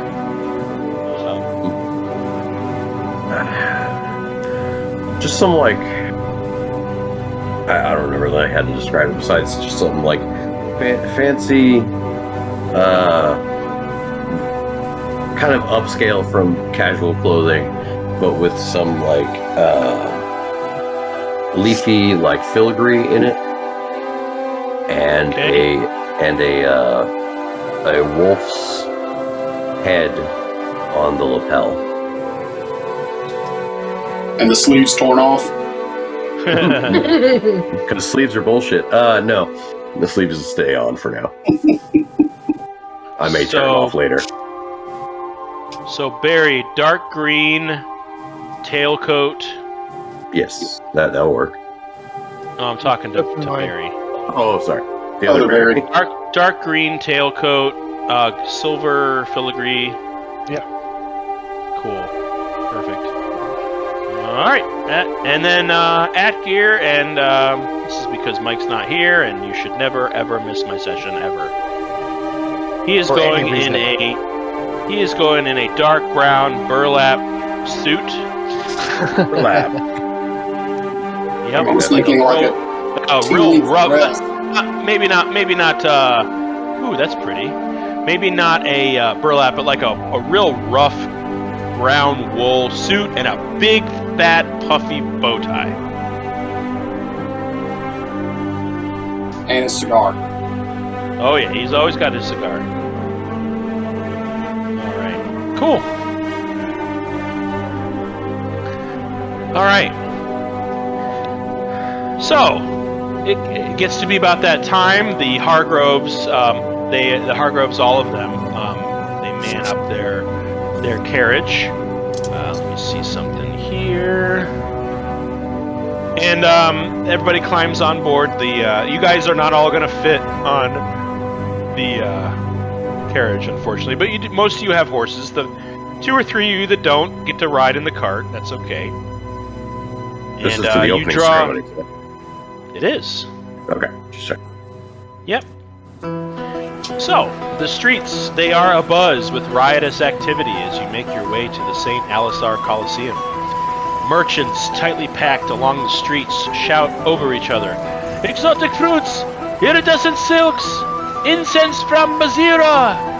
And other trivial sundries are shoved in your faces as scores of tourists and denizens from the four corners of Tsun carry the flow of foot traffic toward the great arena of Dainne.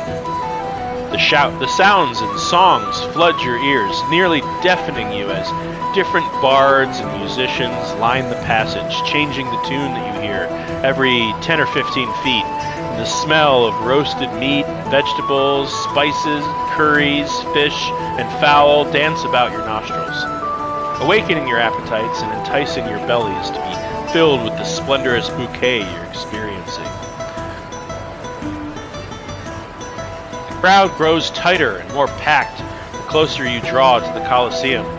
Its tall, white, and sandstone walls surround the stadium, capped with marble statues of immense size, depicting various heroes of history's past. The crowd pushes and shoves their way into the multiple entrance of the arena, and in place of a ticket taker at the door, which would slow things to a groaning halt, given the size of the crowd, you pass under a glowing archway. And prior to heading out, when you all were given your invitations to the Ellington Classic, you were kind of stamped on the back of your hand with this like very faintly glowing blue glyph. And as you pass under the glowing archway, you feel the glyphs on your hands ripple and glow brightly for the brief moment you step past the barrier. You can see a few citizens getting stopped and blocked by the entrance. Disappointed by the magic's effectiveness, they spit a curse and turn around. As you draw nearer to the Coliseum interior, the grand and booming sound of ceremonial music fills the rafters. And let's get this queued up. All right. There we go. Okay. The entrance hall spills out into a wide, gargantuan, oval-shaped stadium seating area, with the giant stone from the upper perches, the giant stone statues looking down to the sand-covered arena at the center of the St. Alisar's Coliseum. Looks like that.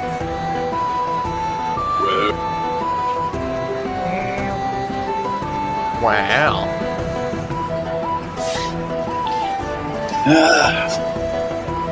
Dotting the corners of the fighting pit are tall stone pillars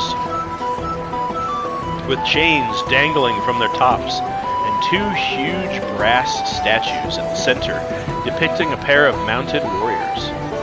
They are covered in dings and scratches. No doubt these warriors have been used as climbing furniture or challenging terrain between real gladiators during events.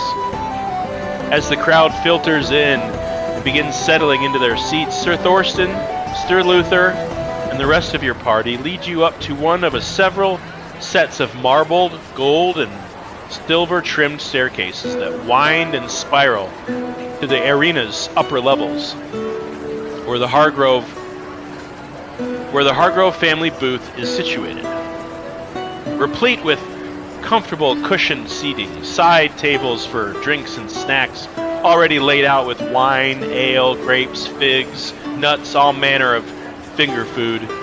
You see the eldest of the Hargrove clan, Thorsten and Luther's father, Sir Ulysses, sitting at a high-backed throne-like chair at the top of a three-tiered seating arrangement. He turns and raises his hands, his face lighting up with surprise at everyone's arrival. Welcome all of you! Find a seat, find a seat! It's bound to be quite a day. Having been brought out earlier to the Coliseum by his servants, he's been settling in nicely. The Hargroves reunite with hugs and cheek kisses, and Luther takes Kethra around the chamber to look down over the edge at the Coliseum center. The food looks fresh and delectable.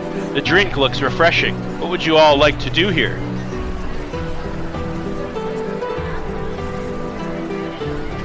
Oh man, we gonna live it up. I'm gonna eat and drink and soak all this in. Okay. You do notice that the booth has walls, and that you can, if you were to peer around the edge of it, you'd be able to see who's in the one next to you. And it looks like the one next to you is filled with servants, but nobody is currently in them of import. They seem to be readying the space for whoever is set to arrive. And the one to your right looks like they kind of like give you a look like, what are you looking at, as you poke your head around, but it just appears to be some kind of imperial noble or dignitary of some kind, just kind of settling into their seats as their retinue kind of ready the space for the day's events. At some point, you guys have been here for about 5-10 minutes, enjoying some cheeses, crackers, some finger food that it's not a meal per se, but it's definitely getting your belly ready for one, which you can smell what looks like a roast of some kind being carved at the back of this booth. Start handing out plates, just kind of getting everybody ready for what's about to happen. At this point, Sir Luther excuses himself. He explains that he's part of the opening ceremonies and he will see you later on at the ball. He gives Kethra a very gentle, for his size and demeanor, a very gentle kiss on the hand, and she just wraps her arms around him and holds him tight. And you see her give him a big kiss on the lips as they part ways, and she just kind of gives him a wave and sits down. And her dress is so delicate, it looks like it'll shatter if she sits down wrong. But she just plops down in a chair and rests her elbows on the balcony, and can't wait to see where he erupts from and what he's going to do. You hear booming trumpets pipe up, signifying the opening ceremonies. There's a rising, deafening wave of applause and cheers from the crowd of this tightly packed stadium of spectators that floods the space, and it's almost too loud to bear. You see great gouts of flame of various colors explode upward from between the giant statues, and red and white confetti rains down from the sky. The applause and cheers continue for what seems like an eternity, until finally, as you look down at the center of the arena, there are several figures, including the Duke and his wife. They stand ready to address the crowd. An elven man in deep blue and gold robes casts a subtle spell, and you can see a faint ripple vibrating outwards. And what would be a voice too faint to hear fills the Colosseum with his voice. Greetings, citizens of Valandiir and beyond! The crowd erupts into cheers and applause once again. You have all come far and wide, trekked over land and sea and air, to join us in gratitude as His Royal and Most Generous Majesty, the Emperor, presents to all of us this, the 73rd Ellington Classic! Ah! The crowd explodes in ovation. I now give you a man who needs no introduction. A man who brings honor and glory to this contest with his very presence. A man who, without his valor and righteousness, this city would be a lowly common outpost. The man, the myth, the legend, Raphael Corvinos, the Duke of Dainne! The whole crowd jumps to their feet, slamming their hands together, screaming into the air. Round of deafening applause. The Duke steps forward in a full suit of bronze and platinum plate armor, with a long, light blue cape, flanked by his ravishing wife in a beautiful red dress of roses and ropey vines. He raises his hand and addresses the crowd. Welcome, one and all. Welcome to this great test of champions. It has been a long 4 years since last we gathered here, but I can see that none of you have softened your spirit for combat and revelry. And so, let the Platinum Dragon bless these swords, these spears. May the Dawn Father shine down on us and light our way. Let the Allhammer strengthen our steel. May the great Tinkerer keep steady our hands in times of concentration. Let Yondala bless our food and drink with her wholesome bounty, and let the Stormlord stay in his seaside cave and leave us our clear skies a little longer. The crowd erupts into cheers and laughter. I formally proclaim these games of the 73rd Ellington Classic open. May the best contestant win, and I'll see you all on the battlefield. The audience jumps to their feet, simply bursting with howling shouts and cheers, beating their hands in applause. The vibration of thousands upon thousands of spectators jumping up and down in their seats. It's trepidatious, but you can't help but get caught up in the revelry of it all. The Duke blows a kiss to the crowd and gives his wife a kiss on the cheek, and he boards a chariot and disappears to one side of the arena behind a gate. The Elven Mage steps forward once again. And now, for the opening ceremonies. Placeholder music. Placeholder music. Music. I wish there was a way to fade the music out, but there just isn't. You just have to stop it. It's like So abrupt. it's very abrupt, but that's okay. It's like, everyone stop having fun. And now, for the opening ceremonies, the great houses of the Empire will recreate an ancient and terrifying battle. A historical clash of swords against impossible odds, when mortals fought back as one against a terrible threat during the end of the First Age. The Emperor of the Zephon Empire and the Duke of Dainne are proud to present to you the Battle of the Abyssal Horde. Just as he finishes his speech, both of the brass statues quickly descend into a hidden chamber beneath the arena.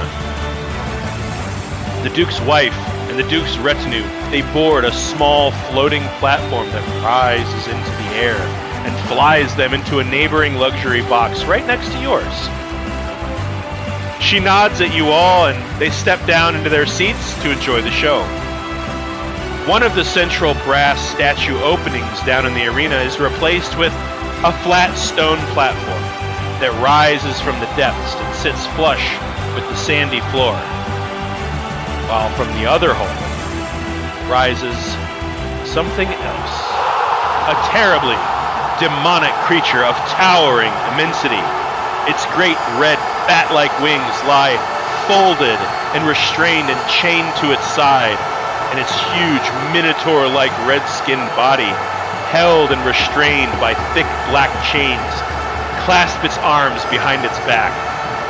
A burning yellow glow erupts from its eyes as the great iron gates at one end of the arena swing open, and a half dozen or so regal and mastercrafted-looking four-horse chariots burst out from the darkness. Flags of the great houses of the Empire wave behind the charioteers, including that of House Cerulean, House Valzeth, House Muldoon, and even House Hargrove, with Sir Luther wielding a mighty blackened steel spear. Encircling the chains on its wings, however, remain in place. And they fear that the collar flashes blue, and just as it's about to cross the threshold, it bounces violently off a resonating blue-glowing barrier that quickly dissipates. It howls in anger and spins to face the chariot riders. I would like everybody. We can do it. There's no map for this because I don't want to spoil the arena map. You can do it right here on the splash page, but everybody roll initiative. Oh boy. Because you guys are all going to play the part of charioteers in this battle with a gigantic frickin' demon. Harry, you're asking about Morpheus. Who are you asking about? Oh, the speech sounded very much like you're introducing Morpheus. Oh. Ladies and gentlemen of Zion, I give you Morpheus. Not quite. Alrighty. Let me see. It would probably be a good idea to have something on here so I can create an initiative. Oh. Add a turn. Cool. Alright. Everybody roll initiative. Let's do it. I'm having trouble putting myself on the map. Yeah, there. Yeah, it's not letting me do it either. Yeah. Well, why? I don't know. I'm dragging my thing like I always do. Well, there's Maven. I'm gonna add a turn for her.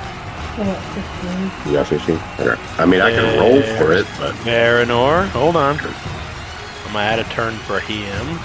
You're not gonna have to worry about moving around the field or anything. This is just kind of a theater of the mind kind of a thing. Gotcha. Koza. There you go. You guys manipulate your numbers now? Alright. Let's do that here as well. Atgear. Woohoo, Atgear. Maven, what you got? 15? 15. I got you back. There you go. You're welcome. That should be everybody. Yep. Yep. That's it. Alright, let me go ahead and descend these guys and get started here. Alright.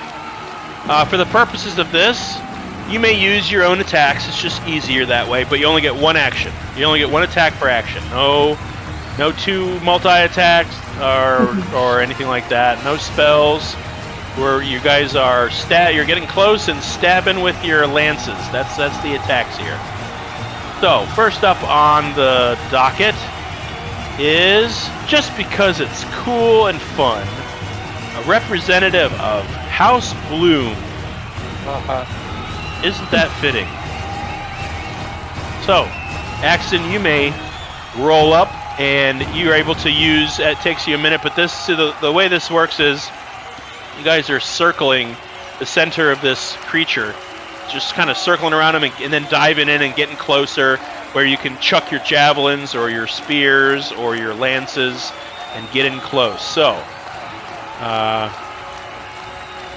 why don't you describe what your action is in this space as you round the corner and get yourself ready to move in? Well, I suppose that this Bloom representative would be in the back of the chariot, just waiting for his opportunity to pull out a javelin and look for the most opportune moment to strike at a vulnerable spot. Okay. Go ahead and make an attack. You can probably make an attack with your greatsword. You'll count that. And I'll make an attack with the javelin. Okay, you can do that too. Ooh, natural 20. Okay. Yeah, no problem. The javelin goes flying through the air and sticks hard right in the back of the demon's kind of torso area, right behind its arm, and your chariot kind of comes a little gets a little too close for comfort, but it's just enough for you to kind of step up the half step above the chariot, grab that javelin, and yank it out, and kind of do like a flip twirl flourish and hold it behind your back, and as the driver skids to the right and gets you ready to make a U-turn around the corner. Well done. All right, Atgear. Atgear's rider is a member of House Muldoon, which is it's a lesser house, but it's just as old and prevalent as everybody else. Here we go. And he is going to huck his dagger javelin at it. All right. Not bad. Not sure why he's on advantage. That should be normal. There we go. But I'll take that 25. Slashes right into him and unfortunately, he's not able to grab his javelin again. So now there's this big giant spear stuck in the side of this thing.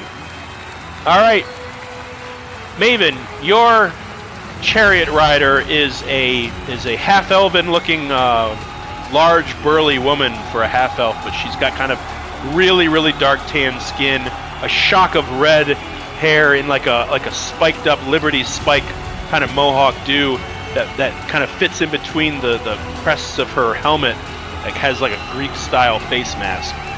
Okay. She's carrying 2 javelins, and stuck inside of the weapon rack of the chariot is a lance. What would you like her to do?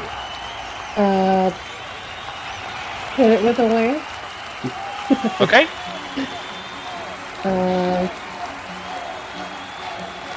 Oof, not good. 14. 14. Well, I should bring up my monster stats at some point, right? Nope. I doubt it hits. Don't think of that hit. Nope. That does not hit. Nope. She kind of stab at it with your lance, and this thing you're actually facing it. It just grabs its giant clawed hands. It just sort of slaps your lance free. It actually kind of make the horses stumble briefly, and your driver is kind of shooken loose a little. But you're able to recover and make your way for another pass. Okay. But in the meantime, Sazaros, your chariot rider is a rather tall, he's a half Goliath. So he's not as tall as a Goliath. He's got a beard, he's able to grow hair, but he's got very, very, very pale skin, and he's adopted the tattoos, the black tattoos of his Goliath bloodline. And he's just in this huge set of chainmail with these rippling, overlapping brass plates on his arm. He's wearing a kind of a demure, miniative skull cap type helmet, and he's carrying what looks like a swinging chain with a ball and spike at the end of it. Yoo-hoo! Sazaros, you're up. Did I lose you guys? No, you still got us, but Sorry, I was Player. muted. I was muted. Sorry. No, that's okay. I'll have this dude make a mighty war yell and chuck that flail at him. Yeah, that definitely hits. So, this flail, it's an interesting. It's like a long 10-foot chain with a ring on one end and a spike ball at the end. If you'd like to describe how that looks with you throwing it at this guy, because you got it so you could pretty much have this wrap around his legs or just kind of slash at him. It's really up to you. Yeah, I think what we'll do is he will curl it out. It'll wrap around like his left leg, right there just below the knee, and then he just takes a mighty pull trying to knock him off balance. Cool. I'm going to have him roll a dex save. That's a natural 20. So your damage sticks. You're able to rake this thing across its hooves, but his legs are like giant tree trunks. They are just absolutely massive. This reddish pink flesh that's just swollen with anger and energy as it's in the middle of this arena.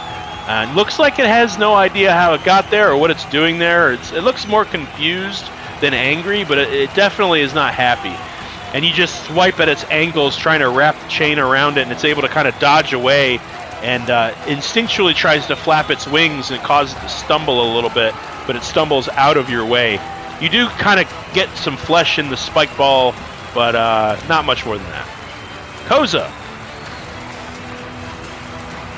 Okay. Koza. Your chariot rider is actually 5 halflings all piled into one chariot. They're all wearing full plate mail, and they're like stuffed side by side in this chariot with what looks like a dwarf driving the thing, and they are each carrying anything that they could grab to throw at this creature. They have knives, they have forks, they've got rakes, they've got tridents, they've got spears, and they each have like 3 things in each of their hands, and they're just bursting at the seams, and they all look terrified. What would you like to do? Okay. I am going to try to have one of them throw a trident at his leg. Okay. Being that you don't have really any melee weapons on you, right? No, I do not. See what a trident would grant you, and you can actually input it manually on the dice roller. 1d6. Okay, so yeah. So roll a d20 and add your wisdom modifier. Isn't that your spellcasting ability? Yes. Yeah. Go ahead and roll d20, add your spellcasting ability, and then if you hit, it's a 1d6 plus your wisdom. Okay. Ooh, that's Yeah, a natural 1d6. 20. Ooh, nice. Okay. So you said a D6 plus my wisdom? Yep. Okay, so that's... It's a d6 doubled and then add your wisdom. Okay, so... Oh man. Man, it happened! It happened again! Okay, so that's 2 plus 3, so that's 5 points of piercing damage. God damn it. So, all right, so you're able to catch this thing right in the throat, like right in the gobber of the throat. But the 3 prongs of the trident pierce either side of his trachea, and you don't actually get like a seriously deep wounding hit.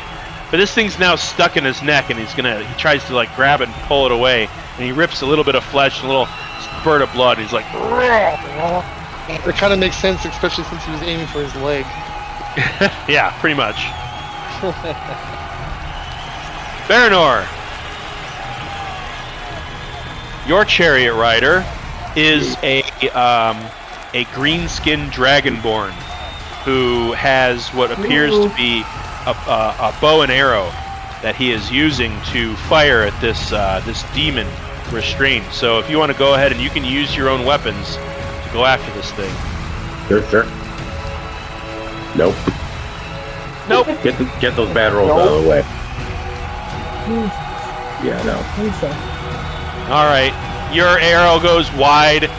You guys kind of your chariot hit a rock in the arena and kind of threw your aim off just for a brief second.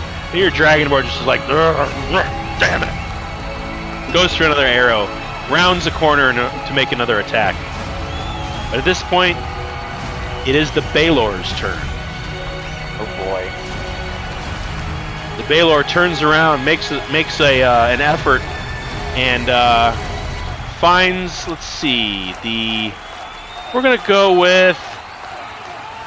Just because he's not here, we're gonna go with Atgeir's chariot rider. This is why you don't miss a session, because a demon attacks your chariot. All right, he does not have a long sword or a whip, so his. Let's see here. I'm going to go with the smaller of the two. He's just using his claws. He has a multi-attack. So he is going to swipe at Atgeir's chariot rider. All right. Ooh. One of those is a 3. No, one of those is a 13. One of those is a 22. So he does 2d8. Oh boy. That is 17 points of slashing damage. So you see, actually it's Sir Luther's chariot, because he's on the field. There's also there's one for House Cerulean, so of course you can play for House Cerulean. Sir Luther's chariot takes a little bit of damage. You see Lady Kethra kind of recoil as she's watching all of this happen, like, Luther, be careful, please! And you see him kind of, his chariot kind of get brushed over, and it doesn't exactly rock to the side and tip over, but you see his wheel come up off the ground just for a split second as the horses drag him away. It looks like he's clutching perhaps a bit of a wound on his arm, but he shakes it off and readies his lance. And yeah, so you see the Baelor's eyes flare red, and his form starts to shift as if he's getting ready to teleport out, and the collar around his neck flashes blue again. He gets blasted with a wave of blue electrical energy, and his teleportation fails. He just kind of. It is Yuno's turn. You are looking down at the arena. and you notice that there is someone there on the chariot that you recognize, just barely, because you guys are pretty high up. But he's got kind of the jawline and the broad chest of your cousin, one of your cousins who you've met a few times. You're not super close with him. His name is Bran, and he's a bigger guy. He's not super into the arcane. He's more into melee fighting, and he's got a lance with him. Yeah, let me bring up something here. You can use your intelligence modifier. So go ahead and roll your attack. It's a 1d12, and you can use it's 1d12. You can add your intelligence to that too. Correct. 17 misses. This thing is tough. You kind of skip right over its hardened red flesh. Keep on driving by. Axton Woodman Bloom from the Bloom family. You're up. Okay. Can't remember what mine has. I had javelins, and you said also probably a lance. Yep. Yeah, I guess I'll take the lance. All right. That's also a miss. 17 does not hit. This is a tough hombre. The lance glides off his flesh. This one actually grabs the side of the Bloom chariot, grinds it to a halt, and backhands the Bloom character straight off of his chariot onto the arena floor. And the Baelor turns and begins to stomp towards the Bloom representative. At about the same time as Atgeir's chariot rider, a member of the Muldoon family interjects and spears this Baelor right in the chest with his lance. That is a natural 19. That is definitely enough. It's a 1d12. Okay. Does 7 points of piercing damage to this Baelor. Not a great roll. All right. So that's going to end his turn. Maven, your rider is up. I'm gonna try to hit him with the lance one more time. Cool, do it. 19 to hit. 19 hits. Okay, Roll it.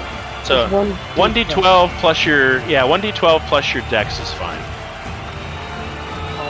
8 points. 8 points of piercing.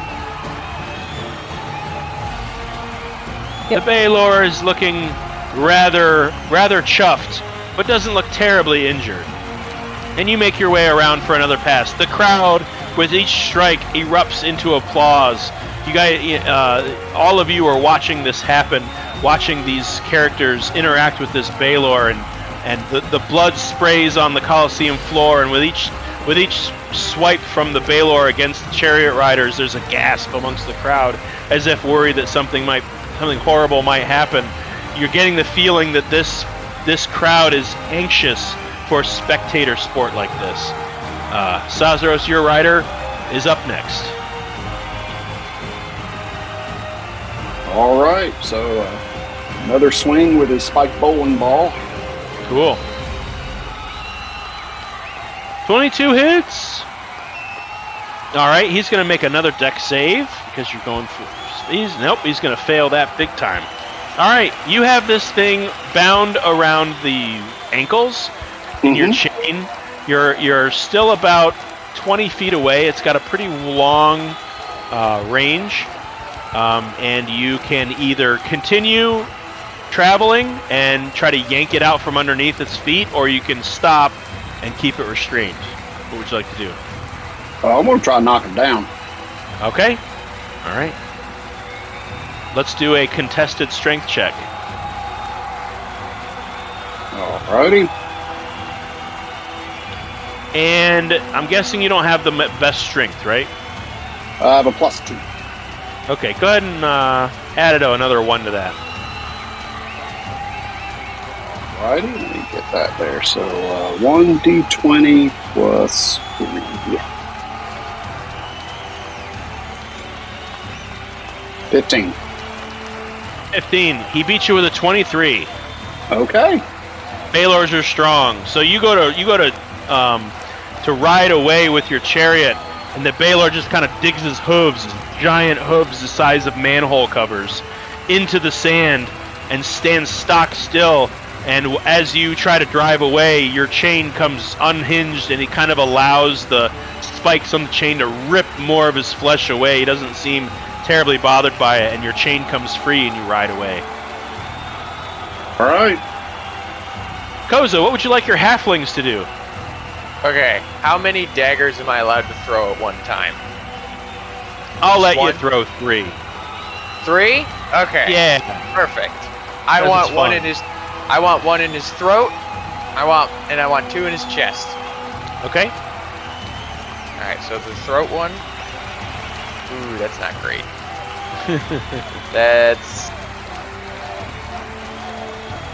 That's a 7. Yeah. Nope. So that nope. doesn't, Goes that wide. doesn't hit. And then the first Nope. chest one. That's a 13. That doesn't hit. And then the second chest one. That's a 14, and I'm assuming that doesn't hit either. Yeah. All 3 of these daggers scatter into the sand of the arena and disappear in a little puff of dust. No effect at all. The Baylor doesn't even notice. My halflings were useless. Doesn't even notice that you tried to attack it. It's more worried about the chain that was wrapped around its feet. Baranor. All right. You go for another arrow attack on this thing. All right. Kinda Your aim green for wings. dragonborn paladin-like fella is ready to hit him. Okay, finally. 26 hits. 7 points of piercing damage. Right to his throat. Right where the halflings were aiming. That's where your arrow lands true. He's now got a trident in his throat and an arrow, and he's got some javelin, and he's looking real rough. As you all are watching this round after round, stab wound after stab wound, the Baylor getting its licks in. You see it swipe at the halflings, and they spill out of their it completely destroys their chariot, and they go spilling out about the crowd, rolling in several different directions. And just as the Baylor is about to stomp over and squish them into red paste, he gets a lance right in the back of the calf that pierces through the front of his shin, and he just kind of drops to one knee and swipes behind him and catches the charioteer from the Bloom family and knocks him free of his chariot. At this point, they all kind of regroup, get back on their chariots, and recircle this thing, stabbing it here, stabbing it there. It's trying its best to kind of get its own swipes in, but it's losing the battle as it's being surrounded by these charioteers that just kind of land blow after blow into its flesh, opening up wounds, spraying blood and viscera all over the arena. The fiery beast, now gushing magmic blood onto the sandy floor of the Colosseum, it stumbles and staggers left, swiping at Sir Luther, then right, blindly clawing towards the House Muldoon champion. The audience falls silent. The Baylor, his groans and moans of defiance in the face of defeat, sinks to its knees and falls dead at the feet of the victors. With an outbreak of excitement, the crowd swells, the applause crackles throughout the arena, and the heroes of the battle raise their swords and join hands in celebration towards the crowd. The Elven wizard approaches.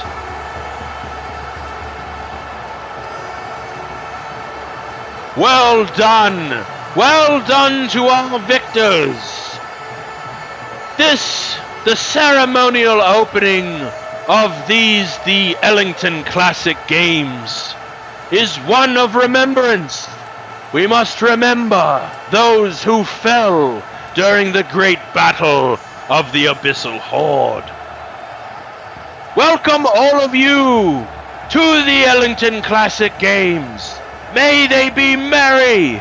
May they be forever. And the crowd once again stands to their feet, ready and willing to watch the games for the next probably few weeks. You're not exactly sure how long these games last, but you see them start to kind of drag the body of the Baylor, now kind of in a couple pieces, to the hole where it emerged from.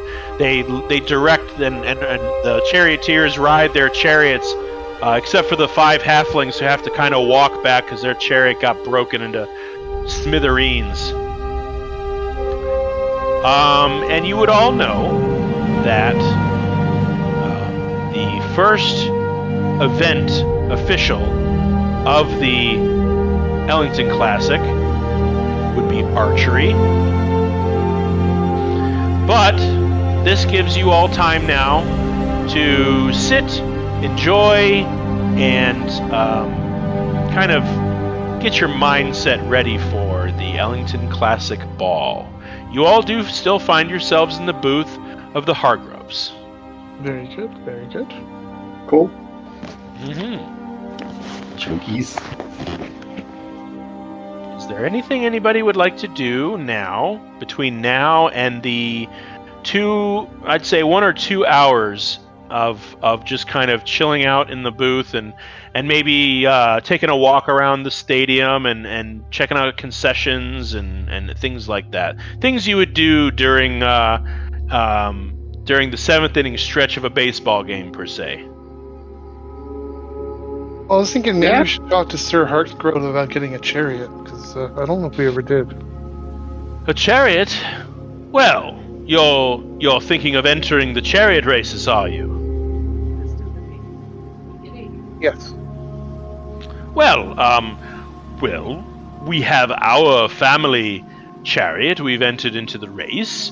But we do have a spare that's rather the older model that we don't use anymore. It might need a little bit of repair. It's not nearly as well kept and fanciful as the one Sir Luther was riding, but you're more than welcome to borrow it, Axton, if you can get it up to working order.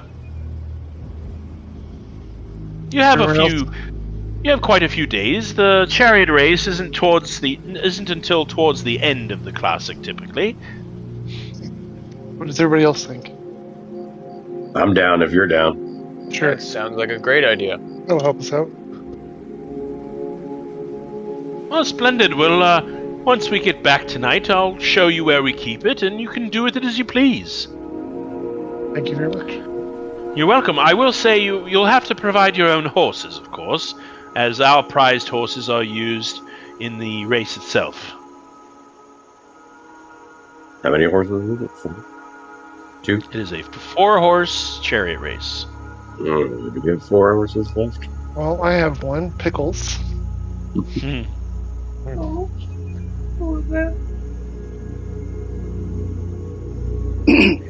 Speaking of horses,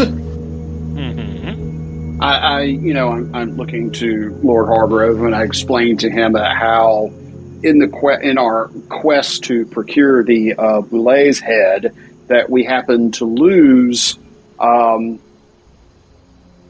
2 horses, whether one of our pull team as well as Koza lost his steed, and so we were. I think that was one and the same.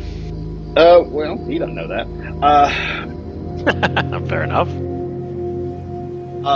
And just looking if his stables are already taxed, if he could at least grant us some assistance in procuring a proper pull team for a wagon or for carriage.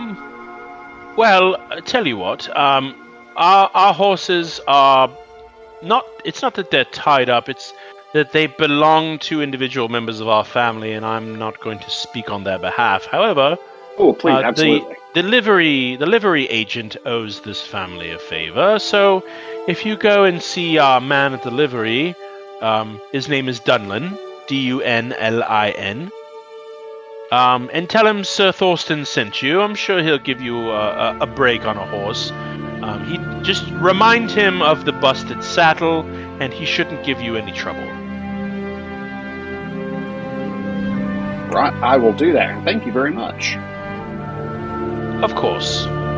So at this point, Lady Kethra, who's just kind of wandering, sort of pacing back and forth across the balcony, just kind of looking for where Sir Luther is, just kind of wanders over to your guys' kind of seating area and just kind of sits down and puts her hands in her lap. She looks like she's a little flush. Perhaps the sunlight that beats down on the arena is just maybe a little too much for her. She's very, very pale after all. She just kind of looks over at Maven and Baranor and Koza and Yuno and all of you and just says, "Well, what do you think of this? This is very different from what we have back home." What sort of sporting events or occasions do you have in your home country? Well, my home is a bit dour. It's not exactly what you would call as hospitable as it is here. We have games we play mostly to keep our spirits up, but we do not have such fantastical, adventurous spectacles like this. Is this normal? I honestly couldn't tell you. Your guess is as good as mine. I'm not usually a city goer myself. So it is new to all of us. Yes, it is a new experience for all of us. I don't remember in my years really participating in an event like this before. Well, what events are you all going to be joining? I will be participating in the sword fighting competition as well as the contest for the Heart of the Empress. Oh, the Heart of the Empress. What is that? That sounds lovely. Explain to her that it's a sort of a singing, performing competition. You're going to play music? Yes, music, poetry. Are you going to dance? I love it when people dance. It's my favorite thing.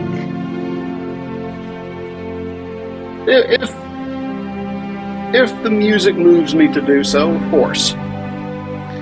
Oh, Mr. Sazaros, I cannot wait to see you sing and dance at this Heart of the Empress. What about you? And she's looking at Axton. I'm taking part in a few different events. Smithing, sword, jousting, and also chariot. And I think also something at the very end, the all-out free-for-all. Yeah, the free-for-all. You are going to be competing in many of the events. Have you ever used your skills in such a diverse array before? Well, smithing is going to be new for me. I just wanted to try my hand at it. And I'm usually pretty well versed with the sword. I've never really been on a chariot before, so this is all going to be new for me. I shall cheer for you, Mr. Axton. I shall cheer for you. And she kind of asks everybody around, like, she asks Yuno what he's going to be in. You are in the Unraveling. And don't forget the Miss Congeniality pageant. Mr. Yuno. With a smirk and a giggle. I do not know this word, congeniality. And she looks over at Vladimir and she speaks in a different language. See to congeniality? And he goes, difficult to translate, runner-up, the one everyone loves.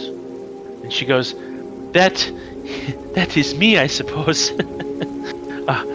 But you say you are in the Unraveling? Do you want to know a secret? I have entered into the Unraveling as well. I can do a little magic. I will show you. And you see her raise her hands with these. She's got kind of not long fingernails, but they're a little grown out, and a little sharpened, painted black. You see these. She's got a couple of rings on her fingers of silver and black jewelry, and black and green gem jewelry. She raises her hands, and they kind of swirl with this greenish energy that sort of fills the air with kind of a cool, vibrating sensation that kind of gives you all a quick case of the shivers. And then she conjures a gallon of water and drops it on the ground next to Maven's feet and soaks her feet. Oh, I'm so sorry. I did not mean to place it there. Are you okay? Oh yeah, I'm totally fine. I can deal with wet feet. It's not a big deal. And she just kind of whips her finger, and you see all the water raise up to the into like a sphere, and just disappears, including the water at your feet. Oh wow, that's pretty cool. Everyone take a second to react.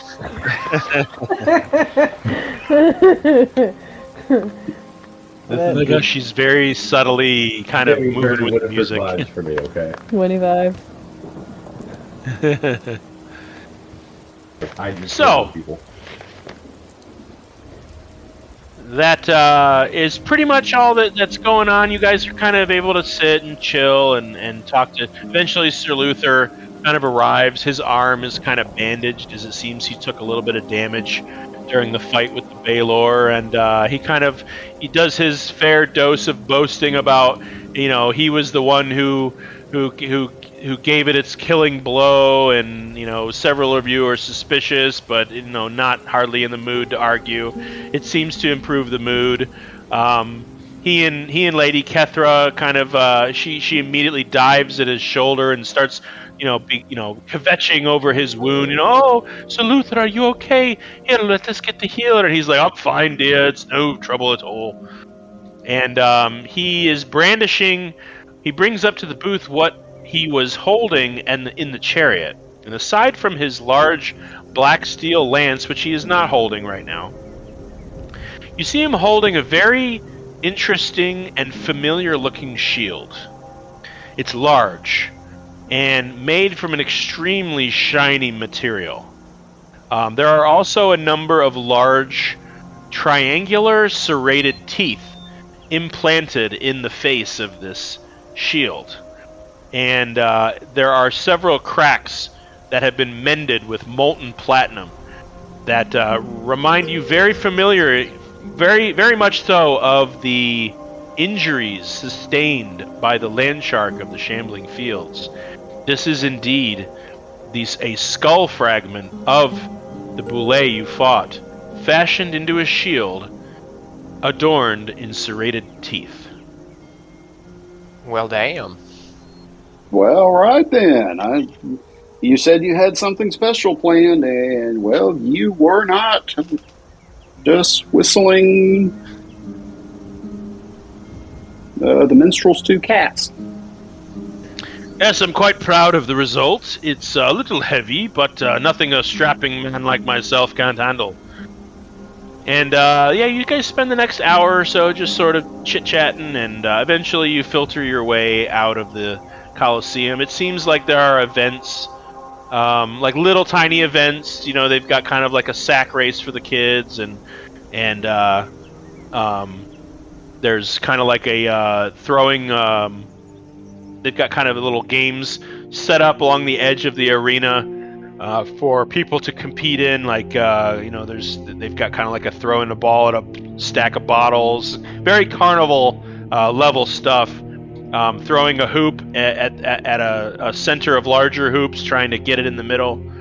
And eventually the Coliseum just sort of settles into an all-day party between spectators as you and the Hargroves depart in the carriage for home. It seems to be about the dinner hour.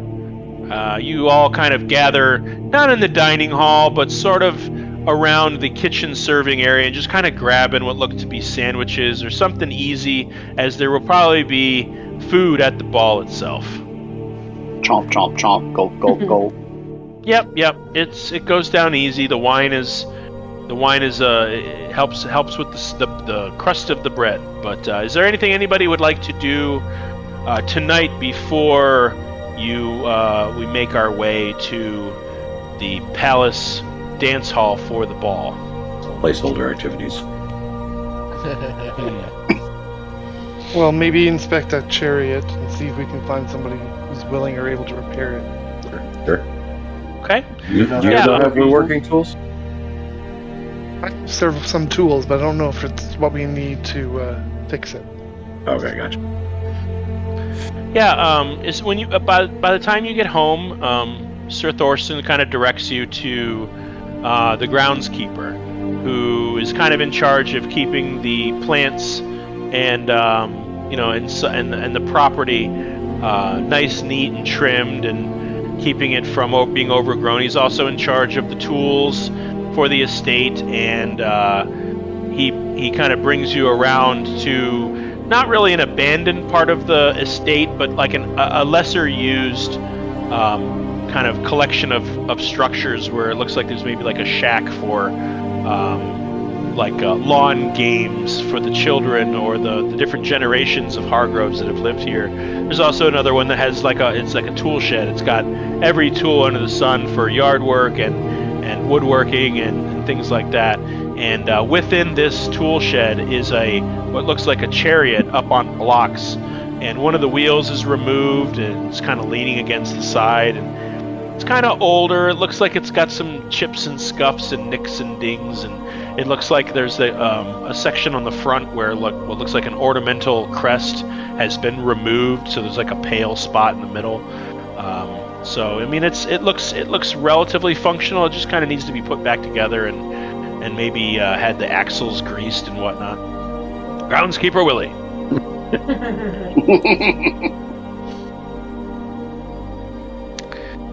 Yeah, he doesn't quite weld a butcher's knife. Yeah, it was just the first image I could find. That felt funny. Well, I'll do my best to try to piece this thing back together. Okay. We'll say, I mean, over the course of the coming days or weeks, we'll have you go ahead and why don't you have you do maybe a general intelligence check just for now, just as you're kind of looking it over. You're not really ready to delve into this just yet, but kind of giving it a look over. Yeah, 15. That's not bad. Yeah, I mean, it definitely needs to have the wheel reinstalled, and seeing as you helped the Hargroves fix the wheel on their cart, a couple weeks ago, you kind of have the idea on how to at least approach that idea.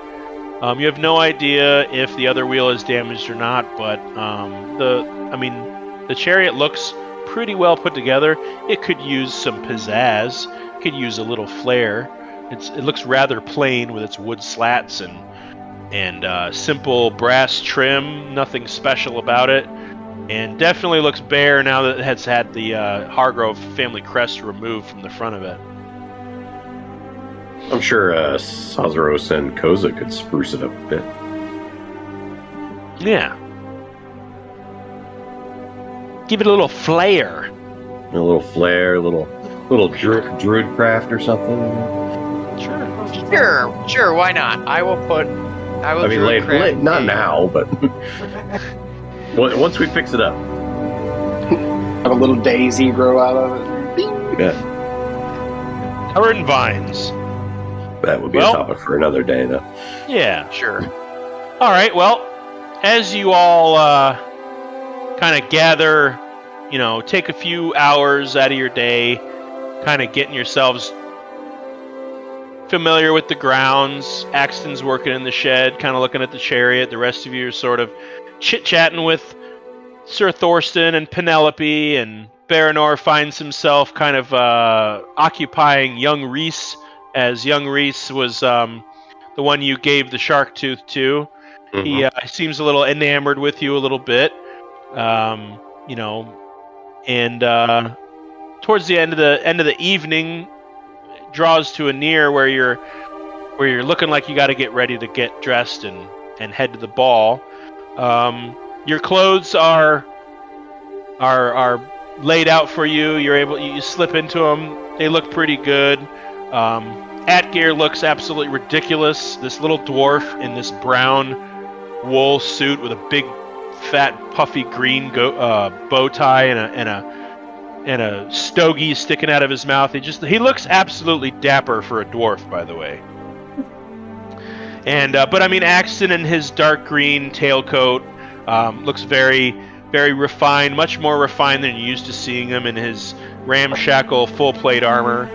Baronora in your leafy filigree suit with kind of a wolf's head motif on your lapel, and then Maven, she comes down the stairs in her long golden dress with a thick red sash across her waist, looking very elegant. You're all kind of turn around, you're like, ooh, like used to seeing her in monk's pants and swinging a quarterstaff, and she looks very, very elegant, uncharacteristically elegant in this dress. Yuno's robes are made gleaming and clean. He's kind of given them a bit of an enchantment so that the edges where there's metal trim kind of glitters and ethereally glistens in the daylight. Sazaros, your clothes have been pulled back and totally cleaned, and while it still looks like a druid outfit, you've got this big set of leaves that point left and right with like a wrapped leaf in the middle. It looks like this very large, kind of like a house plant's leaf bow tie under your scruffy chin. That's Koza, not me. Koza, sorry. Yeah, Sazaros, you're in green clothes. You're in your classic outfit. It looks distinguished enough as is. It's just been cleaned, and you're kind of proud. You're showing off your little geek handprint that you had embroidered on there, and you look your best. You're wearing your Sunday best. You turn around, you hear the Hargroves kind of bustling their way down the stairs and getting ready to depart, and you see that. Hold on. You see that Lady Penelope is... hold on, my freaking thing just collapsed on me. I love it when I'm trying to do something and my phone just is like, nope. No thing for you. Okay. You're standing there and looking at the Hargroves, and they're like, all right, are you all ready to go? You turn, you see that Lady Penelope, she's in this beautiful white satin dress with a plunging neckline, silver bands on her arms. Her hair is done back in like almost like a Viking braid down her back. Sir Thorsten is in a very handsome, light-colored earth tone suit with a cape. Sir Luther is in kind of a very smart but dark-toned waistcoat with kind of like a frill at the neck, very similar to Sazaros's green suit. He's wearing both Sir Thorsten and Sir Luther are wearing swords at their waist, and Sir Luther has kind of like a very subtle skirt of steel plates that are blackened with a very high gloss on his thighs, which complements perfectly the dark silk black dress with an exposed midriff that Lady Kethra is wearing, and in place of the her long dark hair, she's actually cinched it back in a very tight, very high ponytail, wrapped with what looks like a silver snake bangle around her ponytail. She's wearing kind of like a long, kind of like drawn out eye makeup that extends down the cheek in like a curve, almost like a fake scar, but very smooth and very, very, very, very simple and very smooth. And across her shoulders, in place of the three-bladed pauldron that you've seen her wear before, are a set of long, down to her elbow, silver bird wings that her arms sort of extend through. And these four look like this. Very fancy. Oh, She's also adorned some makeup to her body to give her the appearance of these swirling tribal tattoos that you didn't notice earlier. And they all look ready to go. They comment on your outfits with much adoration. A lot of you have cleaned up quite well. And as you all board the carriage on your way to the ball, we're going to end the session there. Perfect timing. It is exactly 6 o'clock where we are. Cool. Very nice. Very excited for next session. Yeah, a lot of fun. Yeah, that was cool. I'm glad we were all here. Corey, I'm really glad you were here. I feel like your character probably got the most out of the session. Maybe not, but it's definitely a fanciful session for someone such as Sazaros. Thank you. No, we didn't really have the fates any. aligned so that I could. Yeah, I know we really didn't have any serious combat today, but I thought the chariot race was fun. We are looking at the 26th? Does that work for everybody? Works for me. I think so. Cool. I am getting a little bit busy lately, but it should be fine. Well, tentatively the 26th. It's too bad Mike couldn't be here, but he is doing his reservist duty, which is super important. Hopefully he'll be here for the next one. And thanks everybody for being here. I'm really looking forward to seeing you guys again, and we'll see you next time. Take care, guys. Bye-bye. Bye. Bye-bye. Bye.